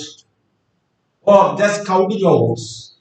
But it is the fulfillment of your responsibility to yourself, to the community, to the country, and to the whole world. Democracy, by exercising your writing power, voting power, you are discharging your duties to yourself, to your brethren, to the country, to the whole world. That is an important thing. Now I have stated something about judiciary. What exactly is the role played by the media in democracy? Where is media freedom recognized under our constitutional structure? It is enjoying the very same freedom which I and you have under the constitution. You know, among the various fundamental rights, there is one precious right which enables you to speak, which right is known as freedom of speech. It is in exercise of this right I am before you. It is in exercise of this right you are sitting before me. Right to speak also means right to silence, right to listen to the words spoken by the speaker. Media is also exercising the very same right. In democracy, sharing of information is necessary. Informed citizenry should be created. Then only people will have an opportunity to participate in the decision-making process of the country. What is the decision-making process? It is the governance. Democratic governance means nothing but a process of arriving at a decisions and implementing the decision. For implementing and for arriving at a decision and for partaking in the democracy, there should be informed citizenry. There lies the role of the media. Media is doing this work in a beautiful way. Media is doing this work in a beautiful way. Shakespeare has spoken in his own limited style. After all, what is there in a name? What is there in a name? If you call a rose by a different name, still it is a rose. If you call a red lily or a white lily by a different name, it is still a white lily or red lily. After all, there is no peculiarity or special attribute that can be given to name. In democracy, media is discharging a peculiar function, namely inform the function as is being discharged by rose in a garden, or the function is being discharged by a white lily or a red lily in a garden. Fragrance of knowledge, the sweet smell of knowledge, dissemination of information is attempted to be canvassed before the general public, before the people of this country by the media. Therefore, enlightened, it is through the presence of the media that the enlightened opinion is being created. Enlightened public opinion is being created. And what is the requirement for an enlightened public opinion? It is only when information is shared, people can gather the information and arrive at a conclusion, which process can be made applicable in the decision-making process. Democracy, Mahatma Gandhi has stated, is a country which gives the dream of Mahatma Gandhi of democracy was this: a country where even the high and the low has same treatment in the decision-making process. The law has the law in the house and the house, the high and the low are entitled to have equal proportion of status and opportunity in the decision-making process. It is necessary that they should be sufficiently informed choices, informed decision-making process with how to work. Yet another conspicuous feature of democracy is that in a democratic governance, there should be responsibility, there should be responsiveness, there should be transparency, there should be accountability, there should be openness. Nothing can be concealed from the public under the veil of secrecy. Secrecy breeds corruption. Openness, transparency eliminate the elements of corruption and makes democracy. Media is performing this same role as is expected to be played by an ordinary citizen in the enjoyment of this freedom of expression. An editor of a journal does not have any better right. A publisher has no better right than the right being enjoyed by by an ordinary citizen. So we are now living in the digital world. For everything, we can find WhatsApp, Facebook, sharing, offline and online sharing. It's a time of online and offline sharing. But you are sharing the information in exercise of this right, namely freedom of speech. Media is also canvassing their views in exercise of this freedom of speech and expression. Democracy does not mean there should be consensus in everything. Democracy does not mean that nobody can disagree with the decision. Democracy does not mean that nobody can criticize. But everything has to be done within the constitutional limits.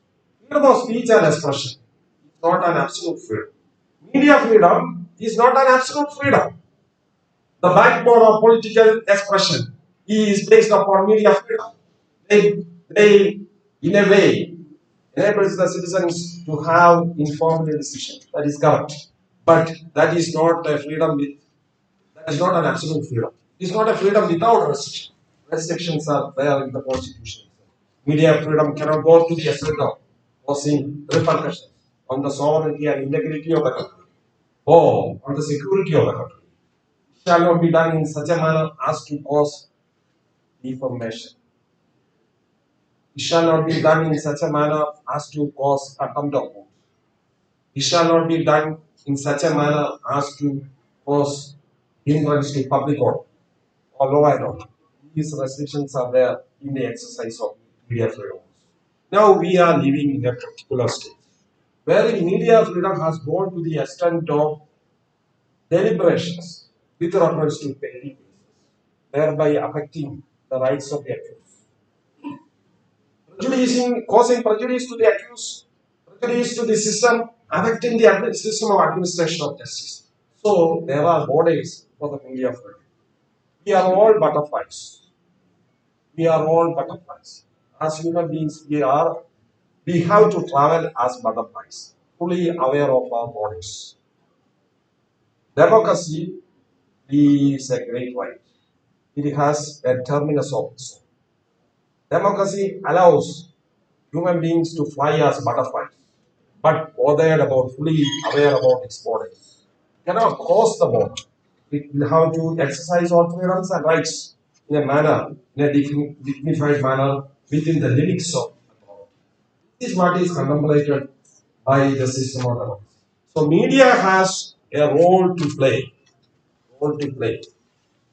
in promoting and in strengthening. Recently, the Supreme Court has recognized the right of the media by saying that freedom of speech and expression, including freedom of the press, is something to be availed through the online form also. That was a case wherein the editor of Kashmir Times approached the Supreme Court challenging the lockdown rules by which internet shutdown was declared in Kashmir for an inordinate period of time. We will have to say that we will have to be aware of the beautiful words spoken in a beautiful manner by none other than Charles Dickens in his book A Tale of Two Cities. Charles Dickens' Tale of Two Cities is known because it projects a message for democracy. We are living at a time when we have everything before us, but we have nothing before us. This is the best of time, this is the worst of the time. This is an age of wisdom, this is an age of foolishness. This is the season of light, this is equally the season of darkness. This is the epoch of belief, this is an epoch of superstition. We have everything before us, we have nothing before us. Sometimes, while living as citizens in this democratic country, we may share the same feeling. Though we are blessed with everything, we are not able to enjoy everything because of the unwanted restrictions which are imposed on the citizens in a manner which is not balancing public. Reasonableness of the restrictions is something to be. No right in the country is absolute. My dear friends, we are all clamoring for rights, but equally we have certain duties. What are the duties? There cannot be any right without performance of duty. Right? Exercise or assertion of rights depends upon duties well performed. What are your duties as students? What are your duties as students? Whether it is computer science, whether it is electronics, whether it is arts, whether it is humanities, as students we have certain constitutional duties which has to be performed well in the office. We should be aware of those duties. To abide by the constitution is ideals and aspirations. With reference to education, there are two important. To strive for excellence in all spheres of individual and collective activity, so that the nation continuously rises to higher levels of empowerment.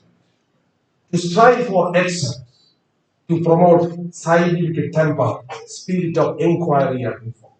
As students, we have a duty to strive for excellence instead of merely limiting to minimum. We should strive for excellence, achieve whatever requires to be achieved, capture whatever requires to be captured. You should strive hard towards excellence. Education institutions are melting pots of our life. Both the teacher and the taught should be worshippers of learning. We have a constitutional system which has recognized educational rights in a beautiful manner. Supreme Court has held there cannot be a capitulation. Supreme Court has held all children within the age group of 6 to 14 years are entitled to pursue education as a fundamental right. Constitution in Article 21A declares educational rights within the age group of 6 to 14 as a fundamental right. State can regulate the educational scenario, but it should be proportionate, legitimate, reasonable. The different proposals and propositions made by the Supreme Court because of the educational scenario has alerted the students as well of their constitutional duty to strive towards excellence in all spheres of individual and collective activity, so that through us, nation flourishes, achieves the level that it requires to be achieved. 75 years of glorious existence of India as a democratic country has brought us a time for introspection and introspection. The object of democracy, as stated by Mahatma Gandhi, is to wipe every tear from every eye. The object of democracy, I highlight once again, the object of democracy is to wipe every tear from every eye. So long as tears and sufferings continue, our pursuits will not be over. True, during the last 75 years of our after independence, our path as an independent nation, we have attempted to wipe some tears from some eyes, but we have not fully attempted to wipe all tears from all eyes. Tears still continues. So long as tears continue, our pursuits will not be over. We must make available justice to all. Make available justice to all. Court has been attempting to canvass the process of public interest litigation to make available justice to all, including to those persons, oppressed persons, ostracized, backward persons who are not having financial resources or suffer from financial crimes in moving or approaching the court because of their poverty, indigence, or financial backwardness. Such persons can approach the court, or any claim relating to such persons can be taken at the behest of publicity, and the court can guide.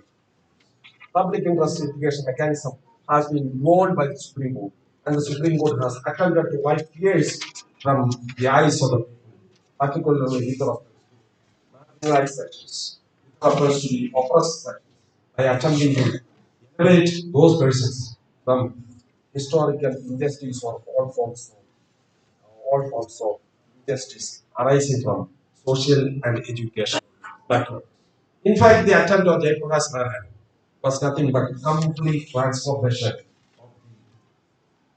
complete social and economic transformation of the society and infuse values in society. This can be done. This has to be done. And we have to make justice accessible to all. Our attempt shall be attempt to wipe tears from all. We shall live in perfect harmony, in solidarity. There shall not be any ground or any situation of differences arising amongst the people of this country. A democratic country should be run by certain democratic virtues. Democratic virtues to be pursued by a democratic government or a democratic system shall be the virtue of broad-mindedness, pluralism, compassion. These are some of the democratic virtues to be pursued in a legal system. Now,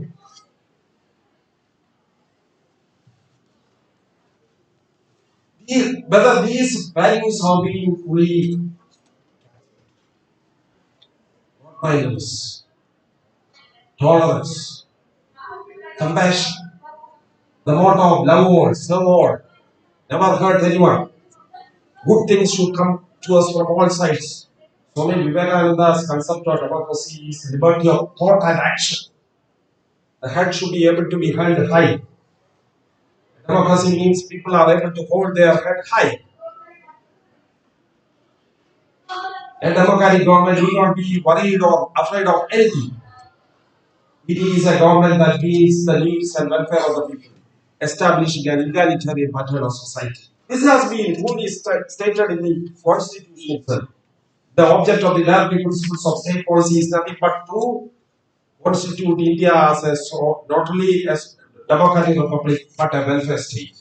States shall strive to promote the welfare of the people by securing and protecting as effectively as it may a social order, a just order, meeting or informing all institutions of national life, and shall in particular minimize inequalities in status, eliminate inequalities in income, and shall provide avenues to both men and women to earn adequate means of livelihood, to prevent concentration of wealth, to provide for equitable distribution of natural resources in a just manner, to provide for living wages for workers, to provide for just and humane conditions of work, to provide for right to education even after 14 years of age, subject to economic capacity and development, right to assistance to those persons who are disabled, to provide for protection of the environment, the flora, fauna, rivers, lakes,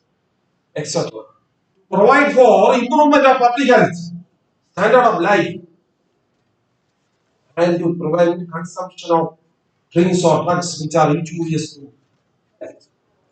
To protect monuments, to separate judiciary from the executive, to promote peace and solidarity among the people.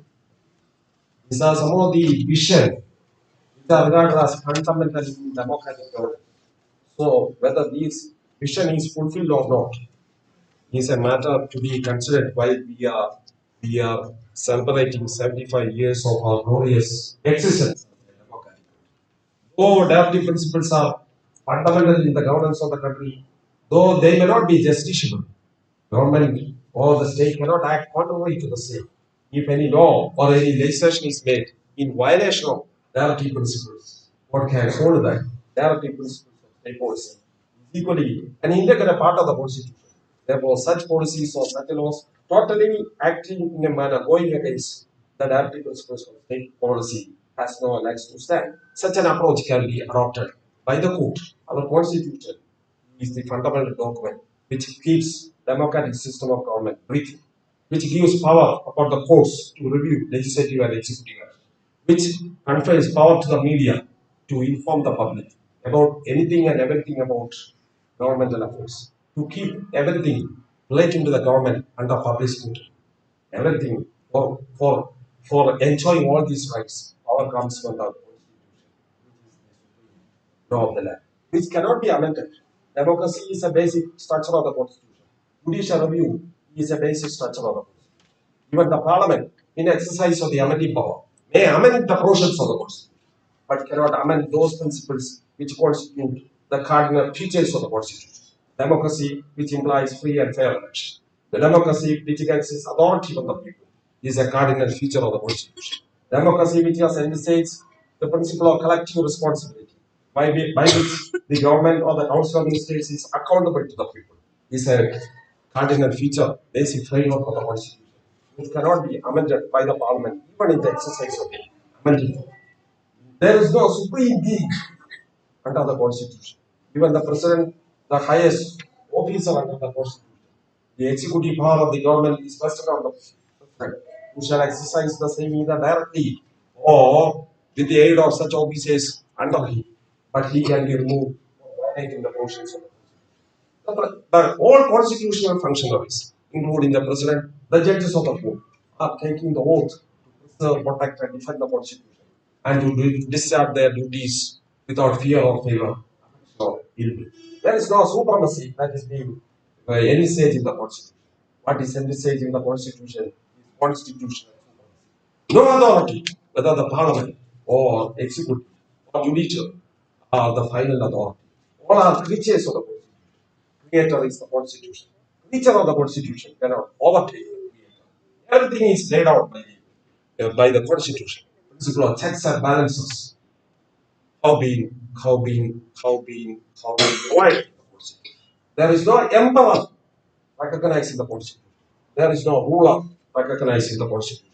There is only one ruler. Constitutional ruler. The ruler has to act in accordance with the spirit of the constitution. In accordance with the spirit of democracy. Democracy which is based upon the will of the people.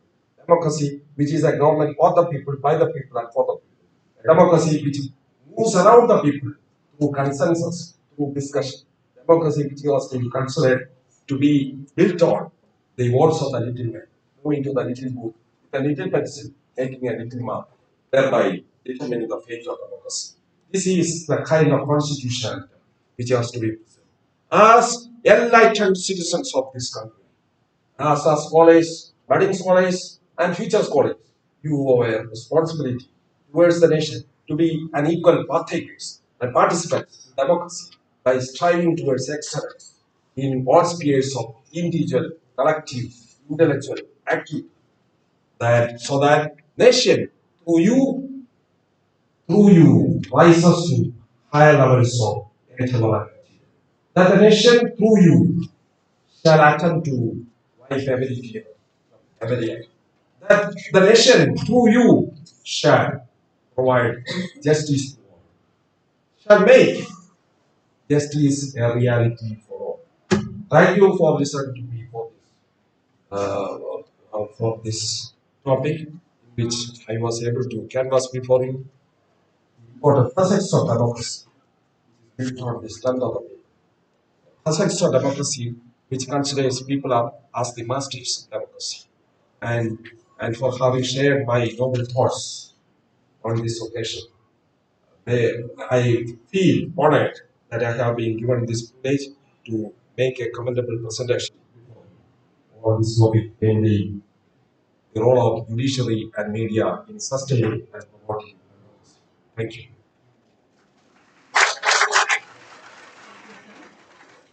Discussion is open for discussion. If you have any queries, you may ask now.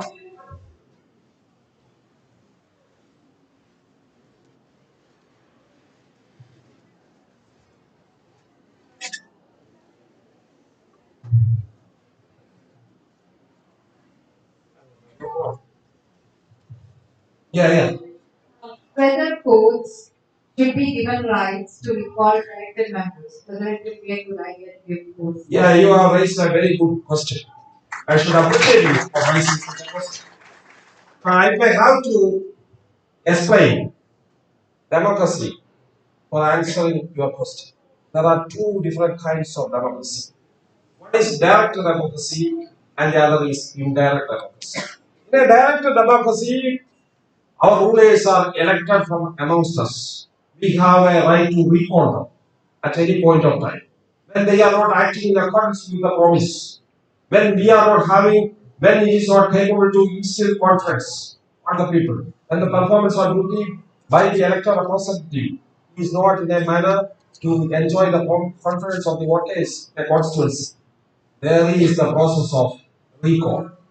Constitution of Switzerland gives to the people the right to recall their representatives at any point of time when they are not meeting the promises of the people, thereby making the elected representatives directly accountable to the people, which is a form of direct democracy.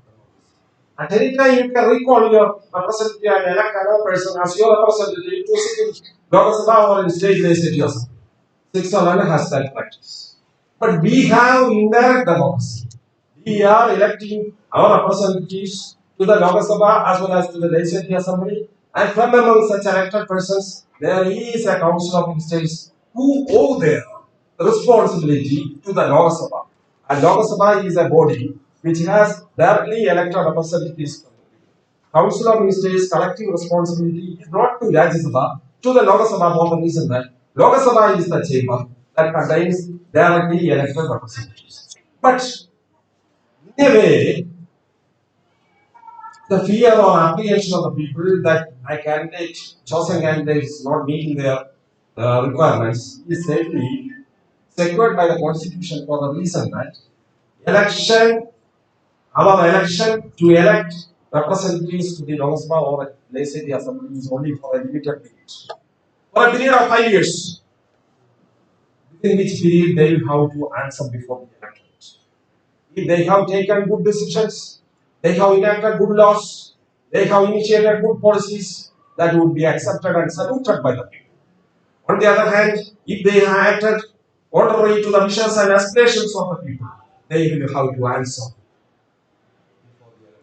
They will have to face it. Therefore, it is good to have such a system of referendum or recall, whereby people can closely watch the performance of the representatives at periodical levels, and at any time when the people feel that the selected candidate is no more, we can recall them. I think I have made the decision. Any other question? Yes. If the court and the house have no conflict about that, Good. See, under our democratic system of governance, I said every state must have 3 organs. There cannot be any state without these 3 organs. Every civilized state, every state to be recognized in the Committee of Nations should have 3 bodies. 1, legislature, executive, namely government, 3, judiciary. The task of the legislature is to make laws. The task of the government is to frame the policies and implement the laws. The task of the judiciary is to interpret. There is no supremacy for any of these organs. Legislature can legislate, executive can implement, judiciary can interpret. None of these organs can transgress or trespass their border limits. Every organ should keep their own Lakshman Rekha. Nobody can encroach upon or encroach upon the field not assigned. In other words, legislature cannot implement the law. It has to be done by legislature. Legislature cannot adjudge laws or adjudicate the laws. It has to be done by the judiciary. Legislature cannot interpret the constitution. It has to be done by the judiciary. Judiciary cannot make laws. Laws should emanate from the legislature, which is authorized law. Judiciary cannot implement the laws. Judiciary has no power to implement the laws. It has to be done by the There is no paramount supremacy for any of these under the Constitution. What is supreme? The Constitution is the Constitution. In England, Parliament is supreme. But though we have borrowed parliamentary system of government under the Constitution, though Parliament is supreme in India, supreme in UK, under our Constitution scheme, Parliament is not. It is the Constitution that is supreme. Legislature, executive, judiciary are all organs of the state, showing their power from the Constitution. Constitution is the creator, creatures are the legislature, executive, and judiciary. Can a creature overtake the creator? Can a creature exercise power which is not vested on the creator by the creator? Can the legislature exercise a power not vested on it by the Constitution? Can the judiciary exercise a power not assigned to it by the Constitution? Can the executive or the government exercise a power nowhere mentioned in the Constitution? Everything has to proceed from the Constitution. Constitution and supremacy is established. No absolutism is recognized even for the legislature, executive. When there is a dispute with reference to law, it has to be adjudicated by the judiciary. When there is difficulties faced in the implementation process or in the initiation process, it has to be settled by the judiciary.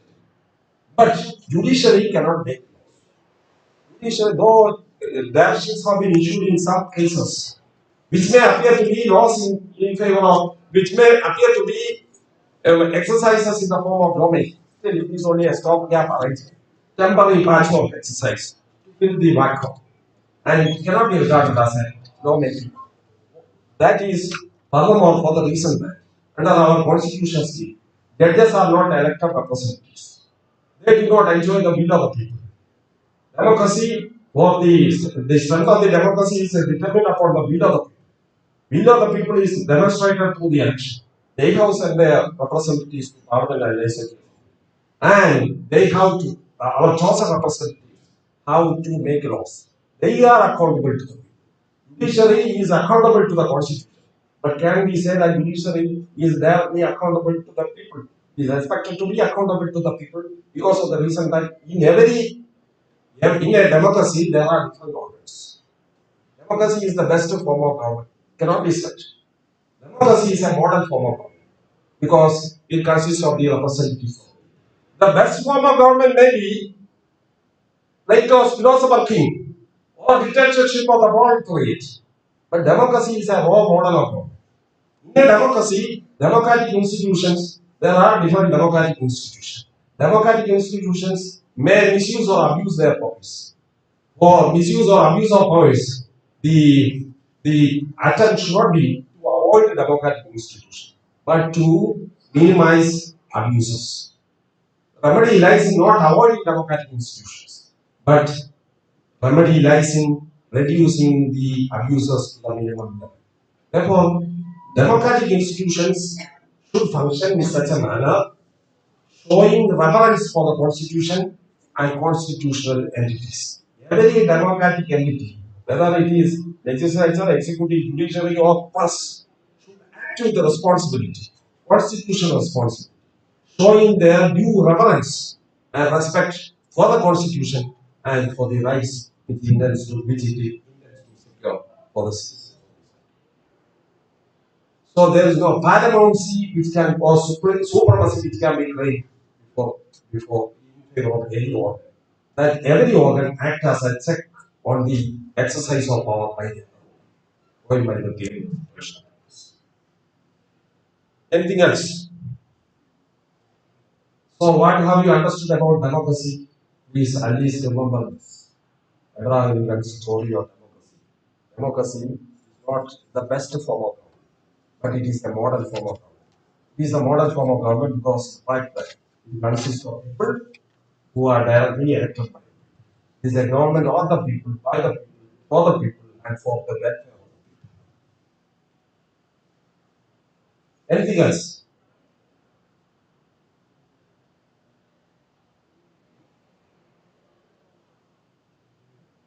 So, as students, my final message to you is that you must accomplish democratic aspirations. You must accomplish democratic aspirations by doing what? By your academic pursuit.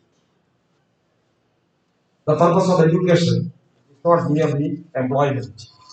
The object of education is not to produce soldiers or clerks or merchants, but you should be the makers and molders of your destiny. Strive towards excellence in your academic career, so that through you, nation achieve higher levels of knowledge. You should be the instruments of transformation. Social engineering, as engineers are technocrats, you should be instruments of social engineering and social change, catalysts of social change. Therefore, my final word to you: take up your academic exercise very seriously. Strive towards excellence instead of concentrating for the minimum. Strive towards excellence, so that through your excellence, nation will continuously higher levels of endeavor. Will be a role model throughout the world.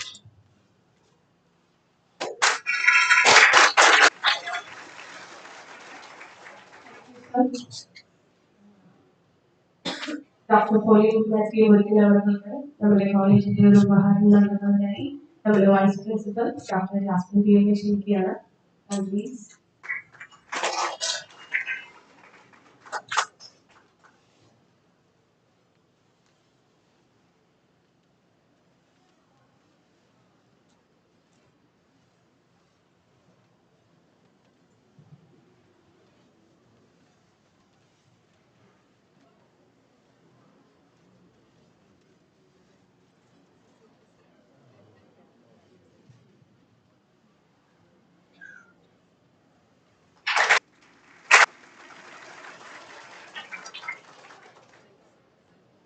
Thank you, ma'am.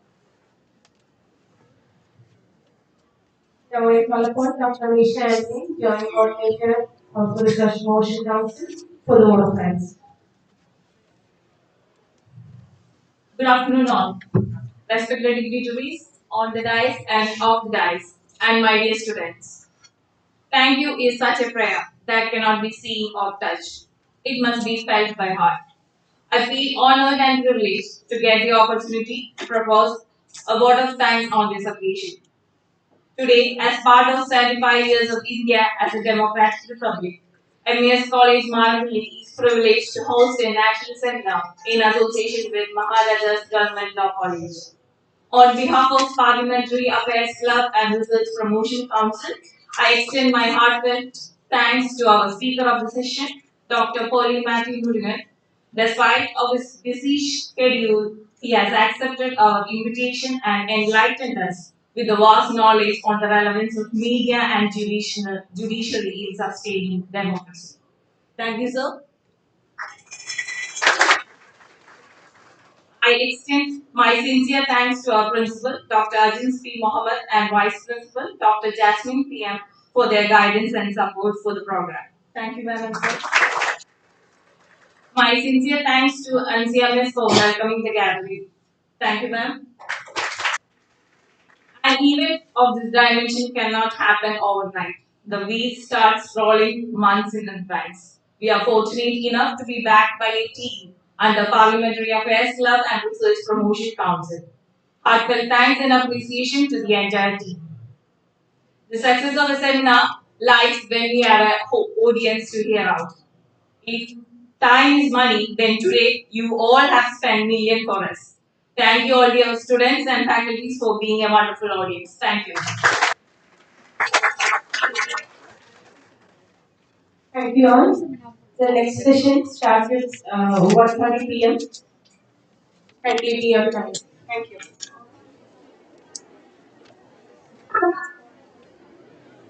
Stop recording. Stop streaming, madam.